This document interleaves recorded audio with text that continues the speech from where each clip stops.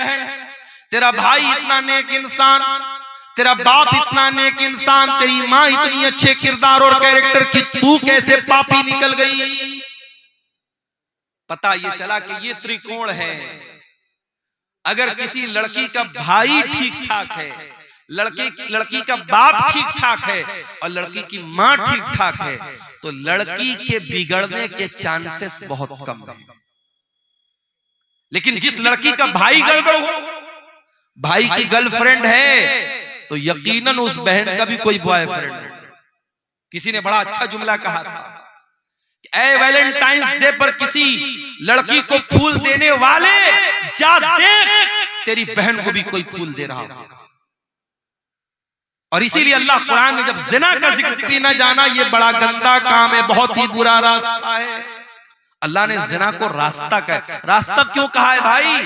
जिस रास्ते पर आप चलेंगे उसी रास्ते पर कोई दूसरा चल के आपके घर की दहलीज तक आएगा। अगर आप किसी दूसरे की इज्जत व आबरू को छेड़ेंगे, कोई आपके घर की इज्जत पर भी डाका जरूर डालेगा। ये इसको हम मुतलक तौर पे इसको अल्लाह का कानून तो नहीं कह सकते, मगर दुनिया का तजर्बा और मुशाहदा ही होता है। कहा है हारून रखिए, ईसा अलैहिस्सलाम के बारे में दुनिया में 3 गिरोह पाए जाते हैं। एक ईसाइयों का गिरोह है जो ईसा अलैहिस्सलाम को अल्लाह का बेटा करार देता है, अल्लाह के बराबर करार देता है, जिन्होंने आपके साथ पत्थर खाए थे, आपके साथ जंगों में अपने सीने पर तीर और तलवार का जख्म बर्दाश्त किया था। आप गौर कीजिए मेरे प्यारे साथियों, नबी के उन सहाबा में आपको मेजॉरिटी किसकी मिलेगी, उसमें बहुमत किसका मिलेगा? उसमें अक्सरियत नौजवानों की। अब्दुल्ला बिन मसूद कौन है? नौजवान है। मुसअब बिन उमैर कौन है? नौजवान है। हजरत खालिद बिन वलीद कौन है? नौजवान है। उस्मान गनी कौन है? नौजवान है। तलहा कौन है? नौजवान है। जुबैर कौन है? नौजवान है। अली बिन अबी तालिब कौन है? नौजवान है। मेरे नबी के सहाबा में वो सहाबा जो मेरे नबी के बॉडीगार्ड बन करके चला करते थे, जिन्होंने मेरे नबी के साथ हर मुश्किल को बर्दाश्त किया है, उसमें मेरे प्यारे साथियों बढ़ चढ़ करके हिस्सा लेने वाले नौजवान सहाबा। आज के नौजवान सुन ले मेरी फुगा, आज के नौजवान सुन ले मेरी फुगा। सूवे दश्तो दमन तारिके साहिबा, तू चला है कहाँ छोड़ कर गुलसिता, क्यों तुझे रास आई है फसले खिजा, तू जिधर है रवा खार है बस वहां, आज के नौजवान सुन ले मेरी फुगा। मैंने माना अभी तू मुअम्मर नहीं, मौत का वक्त लेकिन मुकर्रर नहीं, दारे फानी है रस्ता कोई घर नहीं, तू मुसाफिर है साहिबा, तू मुसाफिर है दुनिया है एक साहिबा, आज के नौजवान सुन ले मेरी फुगा। बाल अंग्रेज जैसे कटाए हुए, मूछ हद से ज्यादा बढ़ाए हुए, और दाढ़ी को बिल्कुल मुड़ाए हुए, क्या मुसलमान के है, क्या मुसलमान के है ये शायान शान, आज के नौजवान सुन ले मेरी फुगा, आज के नौजवान सुन ले मेरी फुगा। ऊंचे ऊंचे महल जो बनाए हैं ये, घर नहीं दर हकीकत सराए हैं ये, ऊंचे ऊंचे महल जो बनाए हैं ये, घर नहीं दर हकीकत सराए हैं ये, हरगिज़ अपने नहीं है पराए हैं ये, बाद तेरे कोई और होगा यहाँ। आज के नौजवान सुन ले मेरी फुगा, आज के नौजवान सुन ले मेरी फुगा। मैंने माना कि गानों में भी है कशिश, आशिकी के फसानों में भी है कशिश, पर बता कुछ अजानों में भी है कशिश। तुझको आवाज देता है रब्बे जहां, तुझको आवाज देता है रब्बे जहां। आज के नौजवान सुन ले मेरी फुगा, आज के नौजवान सुन ले मेरी फुगा। दाढ़ी रखना बहुत ही है मुश्किल, मगर रोज़े महशर ये आका ने पूछा अगर। दाढ़ी रखना बहुत ही है मुश्किल, मगर रोज़े महशर ये आका ने पूछा अगर। मेरी सूरत में क्या नक्स आया नजर, मेरी सूरत में क्या नक्स आया नजर। क्या कहेगा जवाबन बता तू वहां। आज के नौजवान सुन ले मेरी फुगा, आज के नौजवान सुन ले मेरी फुगा। और आखिरी शेर समाप्त फरमाए। बैठकों में न यूं वक्त बर्बाद कर। आज जलसे में हम देखते हैं कि बड़ी तादाद में नौजवान सड़कों पर घूमते रहते, मस्ती करते रहते हैं। बैठकों में न यूं वक्त बर्बाद कर, नफ्स की कैद से खुद को आजाद कर। बैठकों में न यूं वक्त बर्बाद कर, नफ्स की कैद से खुद को आजाद कर। अपने खल्लाक को भी कभी याद कर, अपने खल्लाक को भी कभी याद कर। देख तुझ पर है वो किस कदर मेहरबान, देख तुझ पर है वो किस कदर मेहरबान। आज के नौजवान सुन ले मेरी फुगा, आज के नौजवान सुन ले मेरी फुगा। मुअज़्ज़ज़ उलमाए किराम, मुहतरम बुजुर्गों, नौजवान साथियों, माँ और बहनों, प्यारे बच्चों, रात के तकरीबन 2 बज रहे हैं। आज का प्रोग्राम 25 दिसंबर की तारीख को मुनक़िद हुआ था। 12 बजे के बाद अंग्रेजी कैलेंडर चेंज हो जाता है। 25 के बाद अब 26 दिसंबर की तारीख भी आ चुकी है। मौसम बहुत ज्यादा ठंडा तो नहीं है, लेकिन फिर भी सर्दी है। और सर्दी के इस मौसम में इस इलाके के बाहिम्मत बुजुर्गों और नौजवानों ने बहुत बड़ा खतरा मोल लेकर के आज का ये प्रोग्राम मुनक़िद किया। और अल्हम्दुलिल्लाह प्रोग्राम बड़ी कामयाबी से अपनी मंजिल की तरफ रवाना हुआ है। मेरे भाई,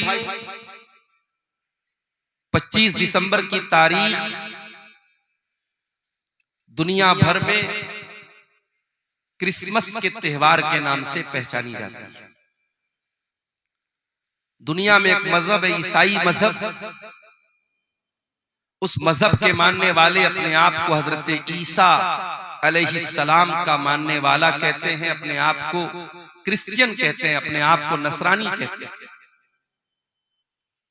उनका ये अकीदा है, उनका ये बिलीफ है, उनकी ये आस्था है कि 25 दिसंबर की तारीख को हजरत ईसा अलैहिस्सलाम पैदा हुए। और वो ये भी अकीदा रखते हैं कि ईसा अलैहिस्सलाम अल्लाह के बेटे हैं, नऊजुबिल्लाह। और वो ये भी अकीदा रखते हैं कि ईसा अलैहिस्सलाम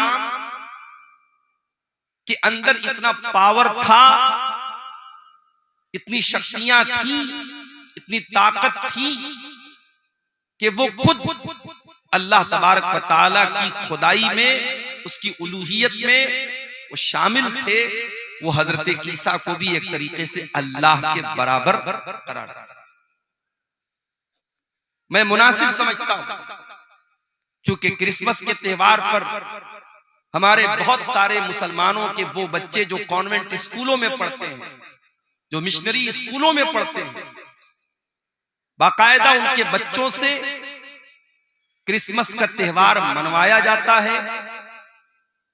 बड़े शौक से मुसलमान औरतें अपने बच्चों को सांता क्लॉज बनाती हैं।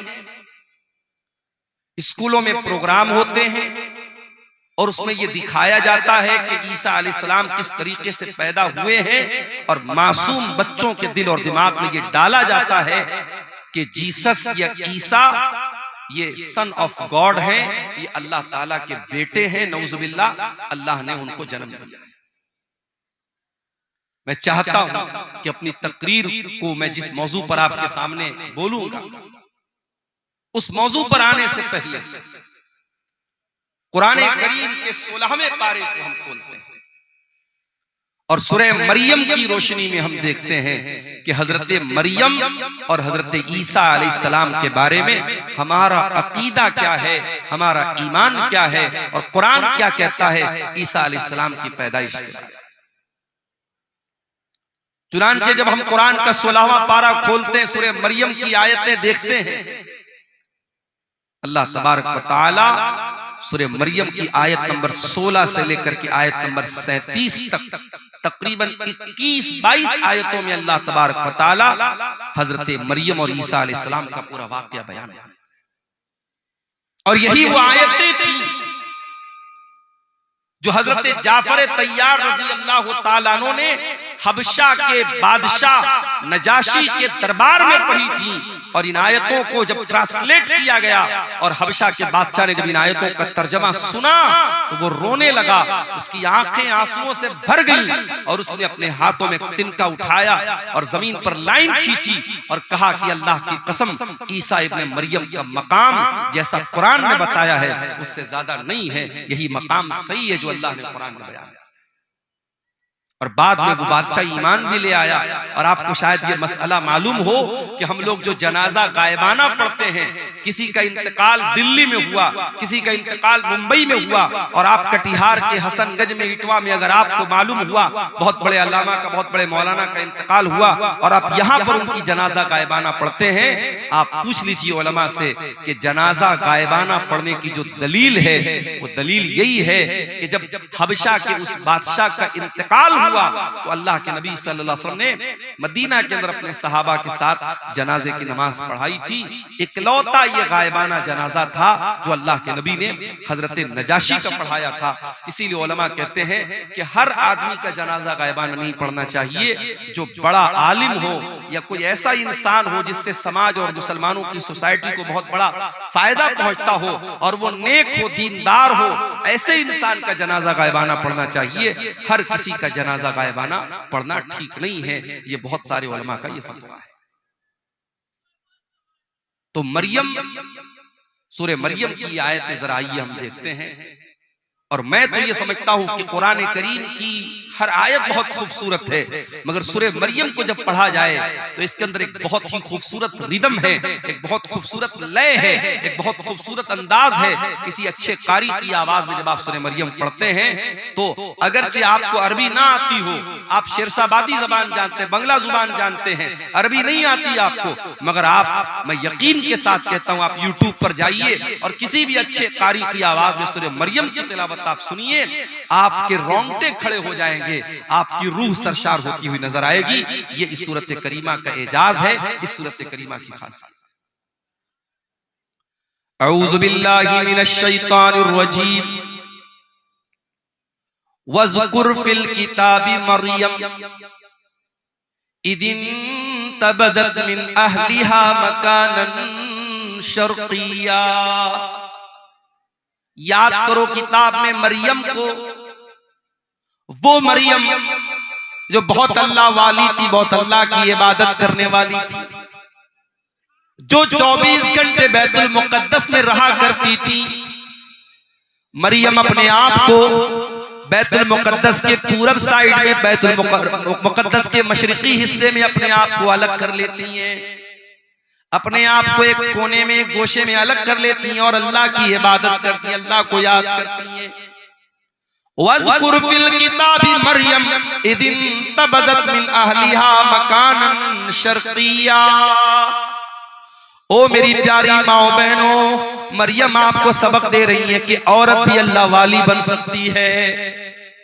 मरियम अपने घर वालों को छोड़कर, अपने भाई बहनों को छोड़कर, अपने माँ बाप को छोड़कर मस्जिद का एक कमरा पकड़ करके अल्लाह की इबादत कर रही हैं। आज हमारी माए बहनें गौर करें, अपने परिवार के साथ रहकर वो 5 टाइम की नमाज भी अदा नहीं कर पाती।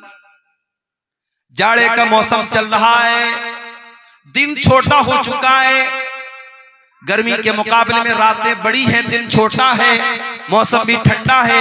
अगर औरतें चाहें तो बड़ी आसानी से नफली रोजा रख सकती हैं। जो रमजान के छूटे हुए रोजे हैं वो चाहें तो वो रोजे इस मौसम में बड़ी आसानी से रख सकती हैं। मगर मेरी प्यारी माँ बहनों, आपके अंदर वो शौक ही नहीं है, वो जज्बा ही नहीं जो मरियम के अंदर था। अल्लाह कह रहा है इज़िन तबज़त मिन अहलिहा मकानन शर्किया। याद करो जब मरियम अपने घर वालों को छोड़कर मस्जिद अक्सा के बैतुल मुकद्दस के पूरब साइड में चली गई। इज़ अरसलना इलैहा रूहना फत्तखज़त मिन दूनिहिम हिजाबा। अल्लाह फरमाता है कि मरियम ने अपने बीच में और घर वालों के बीच में पर्दा लगा दिया, पर्दे में रह करके वो अल्लाह की इबादत करने लगी। फत्तखज़त मिन दूनिहिम हिजाबा फअरसलना इलैहा रूहना फतमस्सल लहा बशरन सविया। हमने अपने फरिश्ते जिब्रील को भेजा और जिब्रील एक इंसान की शक्ल में, खूबसूरत इंसान की शक्ल में मरियम के पास आए। मरियम अकेली है, मरियम बंद कमरे में, कमरा लॉक है और अचानक एक खूबसूरत इंसान, एक मर्द मरियम के सामने आ जाता है। ओ मेरी प्यारी माँ बहनों, एक पाक दामन औरत, एक नेक औरत, एक दीनदार औरत का रिएक्शन क्या होगा ऐसे? एक दीनदार औरत किसी गैर मर्द को तन्हाई में देखेगी तो उसका रिएक्शन क्या होगा, जरा देखिए मरियम का रिएक्शन। अल्लाह कहता इज़ अरसलना इलैहा रूहना, हमने मरियम के पास अपने फरिश्ते को भेजा। फतमस्सल लहा बशरन सविया, और वो फरिश्ता इंसान की शक्ल में मरियम के पास आया। क़ालत इन्नी अऊज़ु बिर्रहमानि मिनका इन कुन्त तक़िया।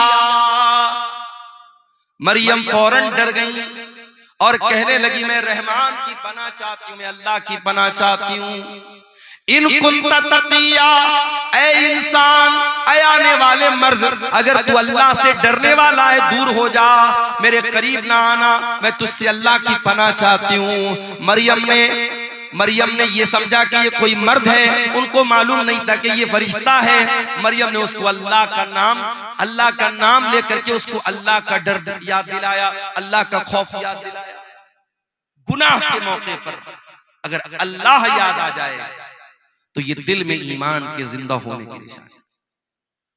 अगर गुनाह के टाइम अल्लाह याद आ जाए, अल्लाह का खौफ दिल में आ जाए और इंसान गुनाह से अपने आप को बचा ले, अल्लाह के नबी फरमाते हैं अल्लाह ताला फरिश्तों से कहता है मेरा बंदा गुनाह करने जा रहा था, शराब पीने जा रहा था, जिना करने जा रहा था, कोई भी गलत काम करने जा रहा था, अगर गुनाह का इरादा कर रहा था और अल्लाह के डर से अगर उसने गुनाह को छोड़ दिया, अल्लाह फरिश्तों से कहता है इसके नाम अमाल में एक नेकी लिख दी। मेरे फरिश्तों, इसके नामे आमाल में एक नेकी लिख दो। फरिश्ते कहते हैं अल्लाह ये तो गुनाह करने जा रहा था, ये तो शराब पीने जा रहा था, ये तो ज़िना करने जा रहा था, ये तो गलत काम करने जा रहा था। अल्लाह फरमाता है इन्नमा तरकहा मिन जर्राया, ऐ मेरे फरिश्तों, मेरे बंदे ने मेरे डर से इस गुनाह को छोड़ा है, मेरे खौफ से इस गुनाह को छोड़ा है, लिहाजा इसके नामे आमाल में एक नेकी लिख दो। ये नेकी का हकदार है, ये गुनाह का हकदार है।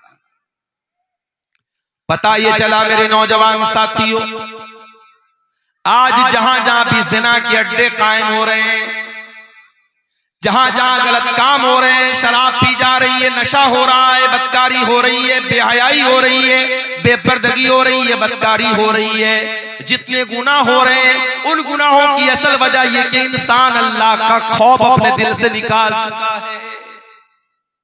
और माफ करना, चेहरे पर दाढ़ी रखना नबी का तरीका है, मगर जरूरी नहीं कि दाढ़ी रखने वाला परहेजगार है। घर से नकाब में निकलने वाली औरत बहुत अच्छा काम करती है कि नकाब में निकल रही है, मगर नकाब में निकलना इस बात की गारंटी नहीं है कि उसके दिल में अल्लाह का डर है। मेरे प्यारे साथियों, कितने ज़िना के वाक़यात हुए जो नकाब पोश लड़कियों ने होटलों में जाकर के याशियां की हैं, कितने गलत काम हुए जो चेहरे पर दाढ़ी रखने वालों ने और माथे पर सजदे का निशान रखने वालों ने वो गलत काम किए हैं। इसलिए याद रखना, दाढ़ी की अहमियत अपनी जगह है, नकाब की अहमियत अपनी जगह है, नमाज की अहमियत अपनी जगह है। जब तक अल्लाह का डर न हो, जब तक अल्लाह का खौफ न हो, तब तक इंसान गुनाहों से नहीं बच सकता। गुनाह से बचना है, अल्लाह का डर होना चाहिए। और अल्लाह का डर कैसे पैदा होगा? जब अल्लाह को जानेंगे। जितना अल्लाह के बारे में जानेंगे, जितनी अल्लाह के बारे में आपको नॉलेज होगी, उतना आपके दिल में अल्लाह का डर पैदा होगा। इसीलिए अल्लाह कुरान में कहता है इन्नमा यख्शल्लाह मिन इबादिहिल उलमा, अल्लाह ताला से उसके बंदों में उलमा डरते हैं। यहां उलमा से मुराद सिर्फ वो लोग नहीं है जो मदरसे से पढ़े हुए लोग हों, यहां मदरसे से फारिग होने वाले उलमा ही मुराद नहीं है, बल्कि उलमा का मतलब जो जितना अल्लाह को जानेगा, जिसके पास अल्लाह की जितनी नॉलेज होगी उतना वो अल्लाह से डरेगा। इसीलिए हजरत लुकमान ने जब अपने बच्चे को नसीहत की तो पहले उसको अल्लाह का मकाम याद दिलाया। आज अपने बच्चों को कौन अल्लाह के बारे में बताता है? हमारा बच्चा जरा सा बड़ा हुआ, हम सिखाते बेटा good morning, good evening, good afternoon, good night, goodbye, tata, ये सिखाते अपने बच्चों को। हमारा बच्चा कभी अपने मुंह से दुआएं सुनाए, ये हमारी तमन्ना नहीं। रात में हम बिस्तर पे सोने जाते हैं, अगर हम कोशिश करें, मैंने 2.5 साल की 2-2 साल की बच्चियों के मुंह से सुना है, माँ बाप ने उनको सिखाया है, तो रात में बिस्तर पे जाती है, माँ कहती है बेटा दुआ सुनाओ। 2 साल की बच्ची तोतली ज़बान में अपनी माँ से कहती है अल्लाहुम्मा बिस्मिका अमूतु व अहया। 2 साल की बच्ची वो दुआ सुना। आप जो तरबियत देंगे मेरे प्यारे साथियों, वो बच्चे आपके वही सीखेंगे, वही उसी पर अमल करेंगे। और सिखाने की सबसे बेहतरीन जो उम्र होती है वो बचपन की होती है। बच्चों को आपने बचपन से नमाज की आदत डलवा दी, इंशाअल्लाह जवानी में नहीं छूटेगी। बच्चों को बचपन में आपने कुरान का हाफिज बना दिया, इंशाअल्लाह सारी जिंदगी कुरान को याद रखेगा। बच्चों को बचपन में आपने तौर तरीका सिखा दिया, सारी जिंदगी उसको याद रहेगा। मेरे प्यारे साथियों, हजरत लुकमान ने अपने बच्चे को जब नसीहत की तो क्या कहा? या बुनय्या इन्नहा इन तकुम मिस्काल हब्बतिन मिन खरदलिन फतकुन फी सखरतिन औ फिस समावाति औ फिल अर्दि याति बिहल्लाह। ऐ मेरे बच्चे, याद रखना अल्लाह ताला इतना पावरफुल है और इतना नॉलेज रखने वाला है। अगर एक राई के दाने के बराबर भी तूने कोई गलत काम किया, तूने कोई अच्छा काम किया, और वो राई के दाने के बराबर कोई चीज आसमानों के अंदर कहीं छुपी हुई है, जमीन के अंदर कहीं छुपी हुई है, किसी पहाड़ के चट्टान के नीचे छुपी हुई है, अल्लाह ताला उस राई के दाने के बराबर चीज को कयामत के दिन सामने ले आएगा। वो राई के दाने के बराबर चीज भी अल्लाह ताला की नजर से ओझल नहीं हो सकती, अल्लाह की नॉलेज से बाहर नहीं हो सकती।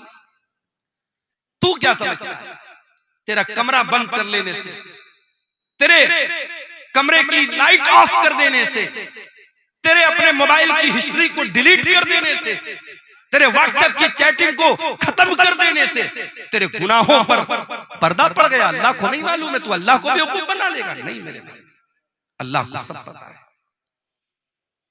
इसलिए अगर गुनाहों से बचना है, अल्लाह को पहचानो मेरे प्यारे साथी।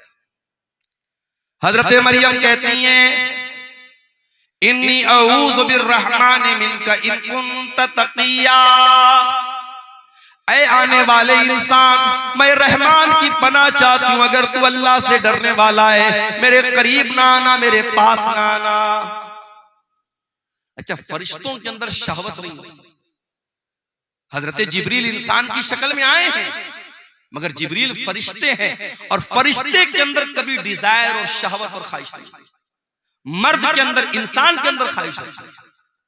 कोई कितना ही नेक इंसान हो, अगर उसके सामने औरत आएगी तो जो एक मर्द की जो के अंदर जो फितरी तौर पर औरत को पाने की जो तलब है, जो रिक्वायरमेंट है, वो जरूर कहीं ना कहीं उसके दिल में पैदा होगा।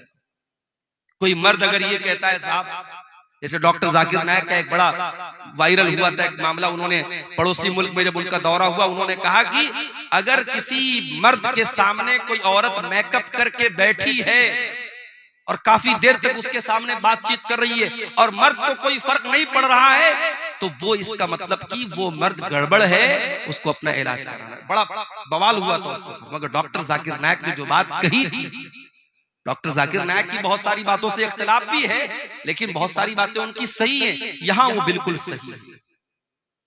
इसीलिए हमारी शरीयत कहती है, अगर एक मर्द और एक औरत है तो बीच में तीसरा शैतान जरूर होता है। अगर एक गैर मर्द, एक औरत गैर मर्द से अकेले में मिलेगी, मौलाना साहब मसला पूछने जा रही हूं, मौलाना साहब की हालचाल लेने जा रही हूं, आलिम साहब है, ये तो बड़े नेक है, तकरीर करते हैं, बड़े दीनदार हैं, अगर एक औरत एक मर्द तन्हाई में मिलेंगे, चाहे वो मर्द उस दौर का सबसे बड़ा परहेजगार इंसान हो और वो औरत उस दौर की अल्लाह की वलिया हो, नेक औरत हो, अगर एक मर्द और एक औरत तन्हाई में मिलेंगे, अल्लाह के नबी फरमाते इल्ला वसालिसुहुम शैतान, तीसरा वहां शैतान जरूर। इसीलिए इस्लाम में कोई एजुकेशन नहीं है मेरे। क्लास में लड़का भी पढ़ रहा है, लड़की भी पढ़ रही है, जवान लड़का जवान लड़की, पढ़ाई कम होगी वहां पे, बदकारी और ज़नाकारी ज्यादा होगी। आज आप जाके देखिए, अभी आज की न्यूज आपको बता रहा हूं, क्रिसमस का त्योहार मना करके एक औरत लड़की आ रही थी चेन्नई के अंदर, एक कॉलेज के अंदर, उसी कॉलेज में बिरयानी बेचने वाला एक नौजवान उस लड़की के साथ रेप करता है और उसको जख्मी भी करता है। बाद में जब मामला सामने आया, पुलिस केस बना, बड़ा बवाल हुआ, अब शायद उसको अरेस्ट कर लिया गया। मेरे प्यारे साथियों, इंसान के अंदर शहवत का जो शैतान है वो कब बेदार हो जाए हम नहीं कह सकते। इसीलिए अल्लाह तबारक व तआला ने मर्द और औरत जब जवान हो जाएं, उनको निकाह का हुक्म दिया है, ताकि उनकी शहवत का सही इस्तेमाल हो, गलत दिशा में वो कदम न उठाएं, गलत रुख पर वो न जाए। हजरत मरियम ने जब ये कहा कि मैं रहमान की पनाह चाहती हूं, अब हजरत जिब्रील ने क्या जवाब दिया? काला इन्नमा अना रसूल रब्बिकी लिअहब लकी गुलामन ज़किया। कहा है मरियम, तू गलत समझ रही है, मैं कोई इंसान नहीं हूं, मैं अल्लाह का फरिश्ता हूं, और मैं इसलिए तेरे पास आया हूं ताकि मैं तुझको ये खुशखबरी दे दूं कि तुझे बहुत जल्द एक बच्चा पैदा होने वाला है, बहुत नेक बच्चा, बहुत पाक साफ बच्चा, बहुत अच्छा बच्चा। अच्छा, आपने गौर किया होगा, जब बच्चा पैदा होता है तो रोता है, और मेडिकल साइंस के हिसाब से बच्चे को रोना जरूरी भी है। बच्चा नहीं रोता है तो प्रॉब्लम हो जाती है, बाज बच्चे नहीं रोते हैं तो बाद में बड़ी बीमारियां पैदा हो जाती है, बाज बच्चे तो बोल ही नहीं पाते अगर पैदाइश के समय वो नहीं रोते। मगर अल्लाह के नबी फरमाते जब बच्चा पैदा होता है तो शैतान उसे कचोका मारता है, चोट पहुंचाता है, शैतान उसे मारता है और वो बच्चा रोता है। और शैतान दुनिया के हर बच्चे को मारता है, मगर एक बच्चा ऐसा था जिसको शैतान मार नहीं सका, और वो बच्चा कौन था? वो मरियम का बच्चा, उसका नाम ईसा बिन मरियम था। हजरत जिब्रील ने कहा कि ऐ मरियम, ऐसा बच्चा पैदा होने वाला है तुझे, गुलामन ज़किया, जो बहुत नेक बच्चा हो। क़ालत अन्ना यकूनु ली गुलाम वलम यमससनी बशरुन वलम अकु बग़िया। मरियम कहने लगी, मुझे बच्चा कहां से होगा, मैं तो कुंवारी हूं, मैं तो वर्जिन हूं, मेरी शादी नहीं हुई है, आज तक किसी इंसान ने मुझे टच नहीं किया है, और न मैं ज़िनाकार औरत हूं, मैं बदकार औरत हूं, ये बच्चा कैसे मुझे पैदा होगा। क़ाल कज़ालिक, हजरत जिब्रील ने कहा कि अल्लाह का हुक्म है और तुम्हें बच्चा पैदा होगा।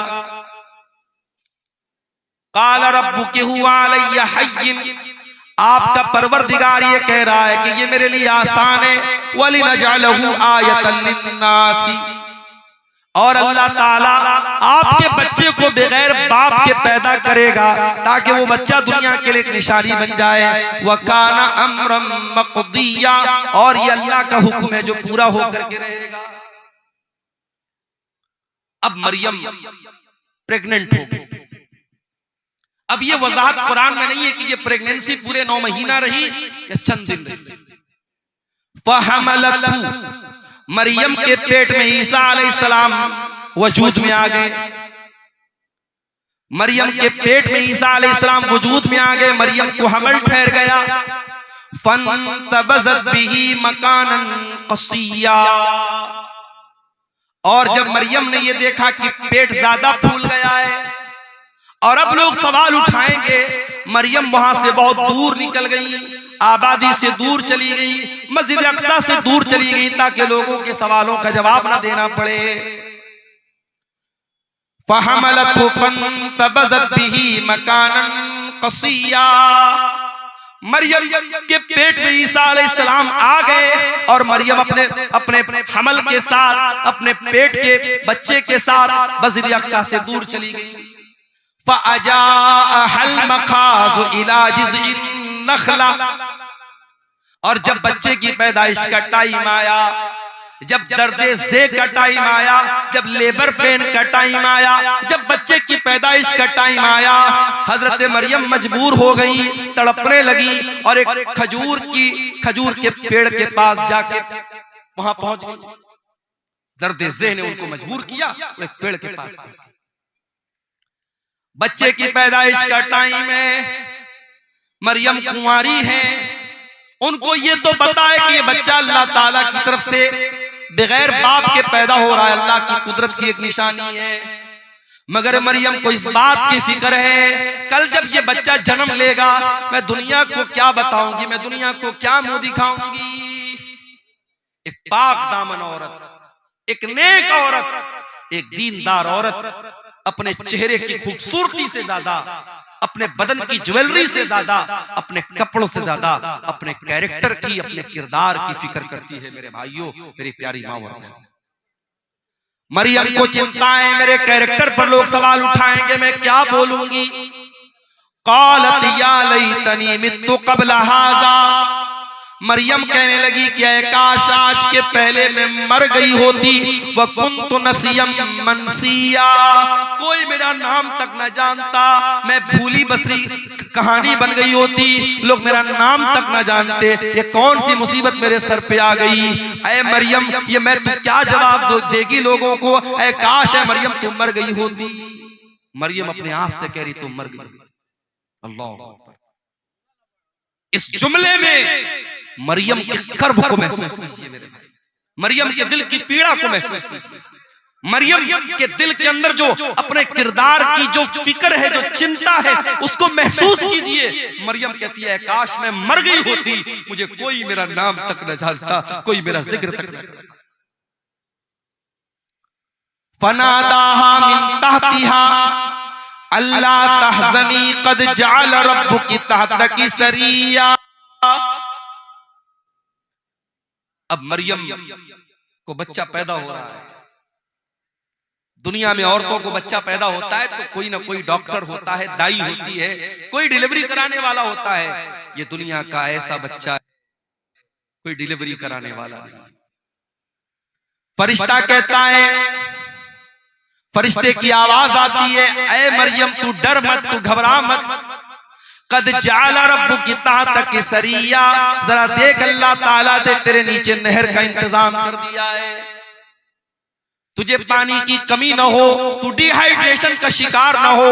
ऐ मरियम बच्चे की पैदाइश के बाद तुझे पानी चाहिए, कौन तुझे पानी ला के देगा? ऐ मरियम देख अल्लाह ताला ने तेरे लिए पानी का इंतजाम कर दिया, तेरे नीचे से नहर जारी हो गई है। वहुज़्ज़ी इलैकी बिजिज़्इन नख़ला, और ऐ मरियम जरा इस खजूर के पेड़ को तू हिला के तो देख, जब तू इसको हिलाएगी, वहुज़्ज़ी इलैकी बिजिज़्इन नख़लति तुसाक़ित अलैकी रुतबन जनिया, तो तेरे ऊपर पकी हुई खजूरें गिरेंगी, ये पकी हुई खजूर तू खा लेना। बाज़ उलमा कहते हैं कि डिलीवरी के टाइम औरतों को आयरन की बड़ी कमी होती है, इसीलिए जब औरतें जब प्रेग्नेंट होती हैं तो डॉक्टर लोग उनको आयरन की टेबलेट खिलाते हैं, और खजूर के अंदर आयरन बहुत होता है। तो मरियम को अल्लाह ताला ने खजूर खिलवाई। खजूर और पानी बहुत जरूरी है एक ऐसी औरत के लिए जिसको डिलीवरी हुई। एक बात तो ये पता चली, दूसरी बात ये पता चली कि पकी हुई खजूर तेरे ऊपर गिरेगी। खजूर कब पकती है भाई? खजूर दिसंबर में नहीं पकती है, खजूर जून में पकती है। बाज़ उलमा ने इस आयत से ये इस्तिदलाल किया है कि ईसा अलैहिस्सलाम कभी 25 दिसंबर को पैदा हो ही नहीं सकते, ये फर्जी तारीख है, गलत तारीख है। ईसा अलैहिस्सलाम जब भी पैदा हुए होंगे मई और जून के महीने में पैदा हुए होंगे, जो फलस्तीन के इलाके में मुल्क के शाम में गर्मी का मौसम होता है, दिसंबर तो हर जगह सर्दी का मौसम। खजूर पकी हुई खजूर तेरे ऊपर गिरेगी। अच्छा, एक सबक और मिल रहा है, मरियम को बच्चा हुआ है। औरत दुनिया की सबसे कमजोर अवस्था में कब होती है? जब बच्चा पैदा होता है। उस कमजोर अवस्था में भी अल्लाह ताला मरियम को हुक्म क्या दे रहा है कि ऐ मरियम ये पेड़ तू हिलाएगी तब तुझे खजूर मिलेगी। अल्लाह ताला के लिए क्या नामुमकिन बात थी मेरे भाई। अल्लाह फरिश्ते को हुक्म दे देता और एक प्लेट में खजूर सजा के मरियम को लाके दे दी जाती, मगर नहीं, अल्लाह ने एक सबक ये भी दिया, जब हरकत करोगे तब बरकत आए, हरकत से बरकत आए। मुसलमान समझता है बैठ के हम दुआएं करेंगे और हमारी मस्जिदें सब सुरक्षित हो जाएंगी, हम दुआएं करेंगे और हम पर जुल्म करने वाले सब जो है बर्बाद हो जाएंगे। नहीं मेरे भाई, आपको हरकत भी करना पड़ेगा, आपको एक्टिव भी होना पड़ेगा। आप सदियों से जो जिंदगी जीते चले आए हैं वही जिंदगी आप जी रहे हैं। 50 साल पहले भी सीमांचल का इलाका पिछड़ा हुआ था, आज भी आप पिछड़े हुए हैं। 50 सालों में जैन कम्युनिटी कहां से कहां पहुंच गई, सिख कम्युनिटी कहां से कहां पहुंच गई, इसी देश के बड़े छोटे छोटे तबके कहां से कहां पहुंच गए। आपका सीमांचल क्यों पीछे है? मेरे भाइयों, कोई और दोषी नहीं है, दोषी हम और आप हैं। हम और आप जब तक अपने आप को ऊपर उठाने की कोशिश नहीं करेंगे, हरकत नहीं करेंगे, बरकत नहीं आएगी। मरियम ने पेड़ को हिलाया है तब ऊपर से खजूर गिरी। फकुली वशरबी वक़र्री ऐना, ऐ मरियम तू ये खजूर खा ले, ये पानी पी ले, ये खजूर खा करके पानी पी करके वक़र्री ऐना, ऐ मरियम तू अपनी आंखों को ठंडी कर ले, तू टेंशन न ले, तू चिंता न कर, तू फिक्र न कर। फकुली वशरबी वक़र्री ऐना फ़इम्मा तरयिन्ना मिनल बशरि अहदन फ़क़ूली इन्नी नज़रतु लिर्रहमानि सौमन फ़लन उकल्लिमल यौम इंसिया। और ऐ मरियम, कोई इंसान अगर नजर आ जाए और कोई पूछने लगे बच्चा किसका है, ये बच्चा कहां से आया, तो ऐ मरियम तू बात मत करना, तो इशारे से कह देना कि मैंने 3 दिन का रोजा रखा है। उस जमाने में जब लोग रोजा रखते थे तो बात नहीं करते थे, रोजे में कलाम भी मना था। अल्लाह का फजलो करम है, हम लोग रोजा रखते हैं तो हम लोग को तो बातचीत करने की आजादी है। उस जमाने में एक रोजा ऐसा होता था जिसमें बातचीत भी लोग नहीं करते थे। कहा है मरियम, जब कोई तुझसे बात करने की कोशिश करे तो तू बता दे कि मैंने अल्लाह की नजर मानी है, मैं 3 दिन तक किसी से बात नहीं करूंगी। 3 दिन गुजर गए। फ़अतत बिही क़ौमहा तहमिलुहु, मरियम अपने बच्चे को गोद में लेकर के आई। मरियम अपने बच्चे को गोद में लेके अपनी कौम के पास, कौम के लोगों ने कुंवारी मरियम की गोद में बच्चा देखा। सारी कौम जानती है मरियम कुंवारी है, उनकी शादी नहीं हुई है। मरियम की गोद में बच्चा देखकर कालू लक़द जीती शैअन फरिया, कहा है मरियम ये बहुत बड़ा तू गुनाह करके आई है, बहुत बड़ा पाप करके आई है। या उख्ता हारून, ऐ हारून की बहन, माँ कान अबू की इम्राअ व माँ कान तुम्मुकी बगिया, ऐ हारून की बहन, न तो तेरा बाप बुरा आदमी था, न तेरी माँ बदचलन थी, तूने ये गंदा काम कैसे कर दिया। अच्छा, ये मरियम के कोई भाई थे जिनका नाम हारून था। ये वो वाले हारून नहीं, मूसा अलैहिस्सलाम के बड़े भाई हारून, वो मुराद नहीं, कोई और हारून है जो उनके भाई थे, मरियम के भाई थे। अच्छा, एक बात और पता चली, लोगों ने 3 रिश्तों का नाम दिया। ऐ हारून की बहन, इसका मतलब हारून कोई बहुत नेक आदमी था जो मरियम का भाई था। ऐ हारून की बहन, तेरा भाई इतना नेक इंसान, तेरा बाप इतना नेक इंसान, तेरी माँ इतनी अच्छे किरदार और कैरेक्टर की, तू कैसे पापी निकल गई। पता ये चला कि ये त्रिकोण है। अगर किसी लड़की का भाई ठीक ठाक है, लड़की का बाप ठीक ठाक है और लड़की की माँ ठीक ठाक है, तो लड़की के बिगड़ने के चांसेस बहुत कम है। लेकिन जिस लड़की का भाई गड़बड़ हो, भाई की गर्लफ्रेंड है, तो यकीनन उस बहन का भी कोई बॉयफ्रेंड है। किसी ने बड़ा अच्छा जुमला कहा था कि ऐ वैलेंटाइंस डे पर किसी लड़की को फूल देने वाले, जा देख तेरी बहन को भी कोई फूल दे रहा हो। और इसीलिए अल्लाह कुरान में जब जिना का जिक्र करता है, अल्लाह कहता है वला तक़रबुज़ ज़िना इन्नहु काना फाहिशतन व साअ सबीला। ऐ मेरे बंदो, तुम ज़िना के करीब भी न जाना, ये बड़ा गंदा काम है, बहुत ही बुरा रास्ता है। अल्लाह ने ज़िना को रास्ता कहा। रास्ता क्यों कहा है भाई? जिस रास्ते पर आप चलेंगे उसी रास्ते पर कोई दूसरा चल के आपके घर की दहलीज तक आएगा। अगर आप किसी दूसरे की इज्जत व आबरू को छेड़ेंगे, कोई आपके घर की इज्जत पर भी डाका जरूर डालेगा। ये इसको हम मुतलक तौर पे इसको अल्लाह का कानून तो नहीं कह सकते, मगर दुनिया का तजर्बा और मुशाहदा ही है। कहा है हारून की बहन, तेरा भाई अच्छा इंसान, तेरा बाप अच्छा इंसान, तेरी माँ अच्छी औरत, तू कैसे इतना गंदा काम कर बैठी, तूने ये गंदा काम क्यों कर दिया। मरियम क्या जवाब देती? मरियम के पास कोई जवाब नहीं है। मरियम जवाब देगी, कौम के लोग मानने वाले नहीं है। फ़अशारत इलैहि, मरियम ने अपने बच्चे की तरफ इशारा किया। क़ालू कैफ़ नुकल्लिमु मन काना फ़िल महदी सबिया। कौम के लोगों ने कहा कि ऐ मरियम, क्या मजाक कर रही है, इस दूध पीते बच्चे से हम क्या बात करें? तू जवाब दे, तू माँ है, तू जवाब जब इस बच्चे से क्या बात करे, तू कैसी बेवकूफी की बात कर रही है, तू बच्चे की तरफ क्यों इशारा कर रही है, हम बच्चे से कैसे बात करें। अल्लाह, जब एक पाक दामन औरत के कैरेक्टर पर दाग लगाने की कोशिश हुई, एक पाकीज़ा औरत के किरदार पर जब लोगों ने धब्बा लगाने की कोशिश की, अल्लाह ने उसके दूध पीते बच्चे को ज़बान दी थी। दूध पीता बच्चा हमारे और आपके सामने थोड़ी बोलता है। दूध पीता बच्चा तो खाली रोता है, भूख लगे तब रोता है, प्यास लगे तब रोता है, पेट में दर्द हो तब रोता है।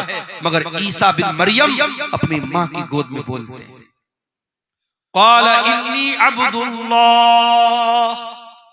आतानियल किताब वजअलनी नबिय्या वजअलनी मुबारकन ऐनमा कुन्तु वअवसानी बिस्सलाति वज़्ज़काति मा दुमतु हय्या वबर्रम बिवालिदती वलम यजअलनी जब्बारन शक़िय्या।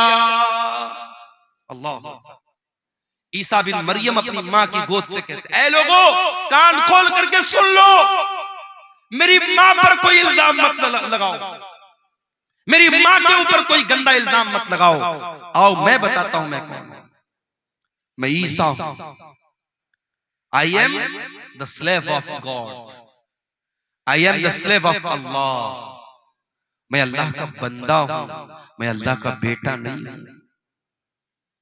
ईसाई कहते हैं कि हम ईसा अलैहिस्सलाम को मानते हैं, उनके चर्चों के बाहर ईसा अलैहिस्सलाम की बातें लिखी होती हैं, उनके चर्च के ऊपर ईसा अलैहिस्सलाम की फोटो लगी रहती है। वो क्रिसमस पर ईसा अलैहिस्सलाम की मूर्ति बना के दुनिया को दिखाते ईसा कैसे पैदा हुए। मगर ईसाइयों से जाके जरा पूछो कि ऐ ईसाइयों, तुमसे बड़ा बदनसीब कौन होगा कि जिस पैगंबर से तुम मोहब्बत का दावा करते हो, उस पैगंबर ने दुनिया में जन्म लेने के बाद सबसे पहली बात जो उस नबी की जबान से निकली है, तुम उसी पर ईमान नहीं रखते हो। वो नबी कह रहा है मैं अल्लाह का बंदा हूं और तुम कहते हो ईसा अल्लाह के बेटे थे। कितना फर्क है तुम्हारे अकीदे में और ईसा अलैहिस्सलाम की तालीमात में। ईसा अलैहिस्सलाम दुनिया में जन्म लेने के बाद पहली बात ये कह रहे हैं, इन्नी अब्दुल्लाह, मैं अल्लाह का बंदा हूं और ऐ लोगों, अल्लाह ने मुझे किताब दी है। अभी मैं माँ की गोद में खेल रहा हूं, मगर अल्लाह मुझे किताब देगा जिसका नाम इंजील होगा और अल्लाह ने मुझे नबी भी बना लिया है और मैं बरकत वाला हूं, जहां भी रहूंगा बरकत के साथ रहूंगा। और अल्लाह ने मुझे नमाज का हुक्म दिया है और ज़कात का हुक्म दिया है। जब तक मैं जिंदा रहूंगा नमाज पढ़ता रहूंगा, ज़कात देता रहूंगा।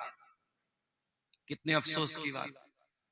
ईसाई शराब पीता है, ईसाई जिना करता है, ईसाई गलत काम करता है, अपने चर्च में जाता है, वहां चर्च का पादरी कहता है कि तूने शराब पिया है, तूने जिना किया है, तूने मर्डर किया है, कोई बात नहीं, ले उसको शराब पिलाता है। ईसाई का जो पादरी होता है वो शराब पिलाता है और ये कहता है कि तेरे जितने पाप हैं वो अल्लाह के बेटे ने, गॉड के बेटे ने अपने ऊपर ले लिया। गॉड का बेटा सूली पर चढ़ गया और गॉड का बेटा तेरे सारे गुनाहों को अपने सर पे लेके जा चुका है, अब तुझे कोई टेंशन लेने की बात नहीं। अल्लाह, कितना कितना गलत है ये। ईसा इब्ने मरियम दुनिया में आने के बाद कहते हैं नमाज पढ़ने का मुझे हुक्म मिला है, मैं नमाज जब तक जिंदा रहूंगा पढ़ता रहूंगा। पता ये चला इस्लाम में कोई शॉर्टकट नहीं है कि तुम्हारी नमाज कोई और पढ़ लेगा, तुम्हारी मग़फ़िरत कोई और करवा देगा। नहीं, तुमको नमाज पढ़नी पड़ेगी, तुमको रोजा रखना पड़ेगा, तुमको ज़कात देनी पड़ेगी। ईसा इब्ने मरियम कहते जब तक मैं जिंदा रहूंगा अल्लाह ने मुझे हुक्म दिया है कि मैं नमाज पढ़ता रहूं, मैं ज़कात अदा करूं।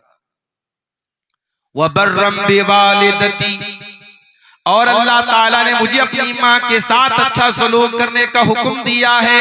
वलम यजअलनी जब्बारन शक़िया, और अल्लाह ताला ने मुझे सरकश नहीं बनाया, मुझे बदबख्त नहीं बनाया, मुझे बदनसीब नहीं बनाया, अल्लाह ने मुझे अच्छे नसीब वाला बनाया है।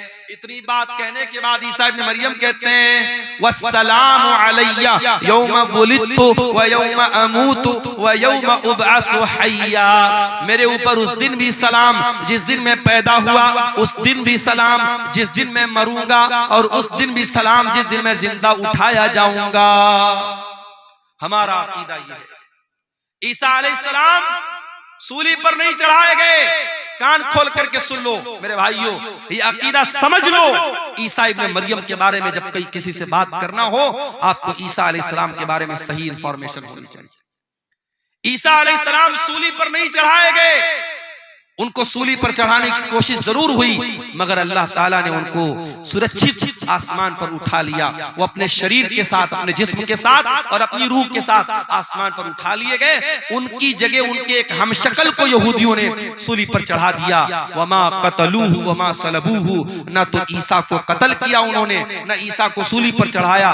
वलाकिन शुब्बिया लहुम, बल्कि ईसा अलैहिस्सलाम का एक हमशक्ल उनके सामने पेश किया गया और उसको उन्होंने सूली पर चढ़ाया। अब हमारा ये अकीदा है कयामत के पहले ईसा अलैहिस्सलाम दुनिया में आएंगे और दज्जाल को कत्ल करेंगे, और इसी तरीके से दुनिया में जितने सूअर हैं सूअरों का खात्मा करेंगे।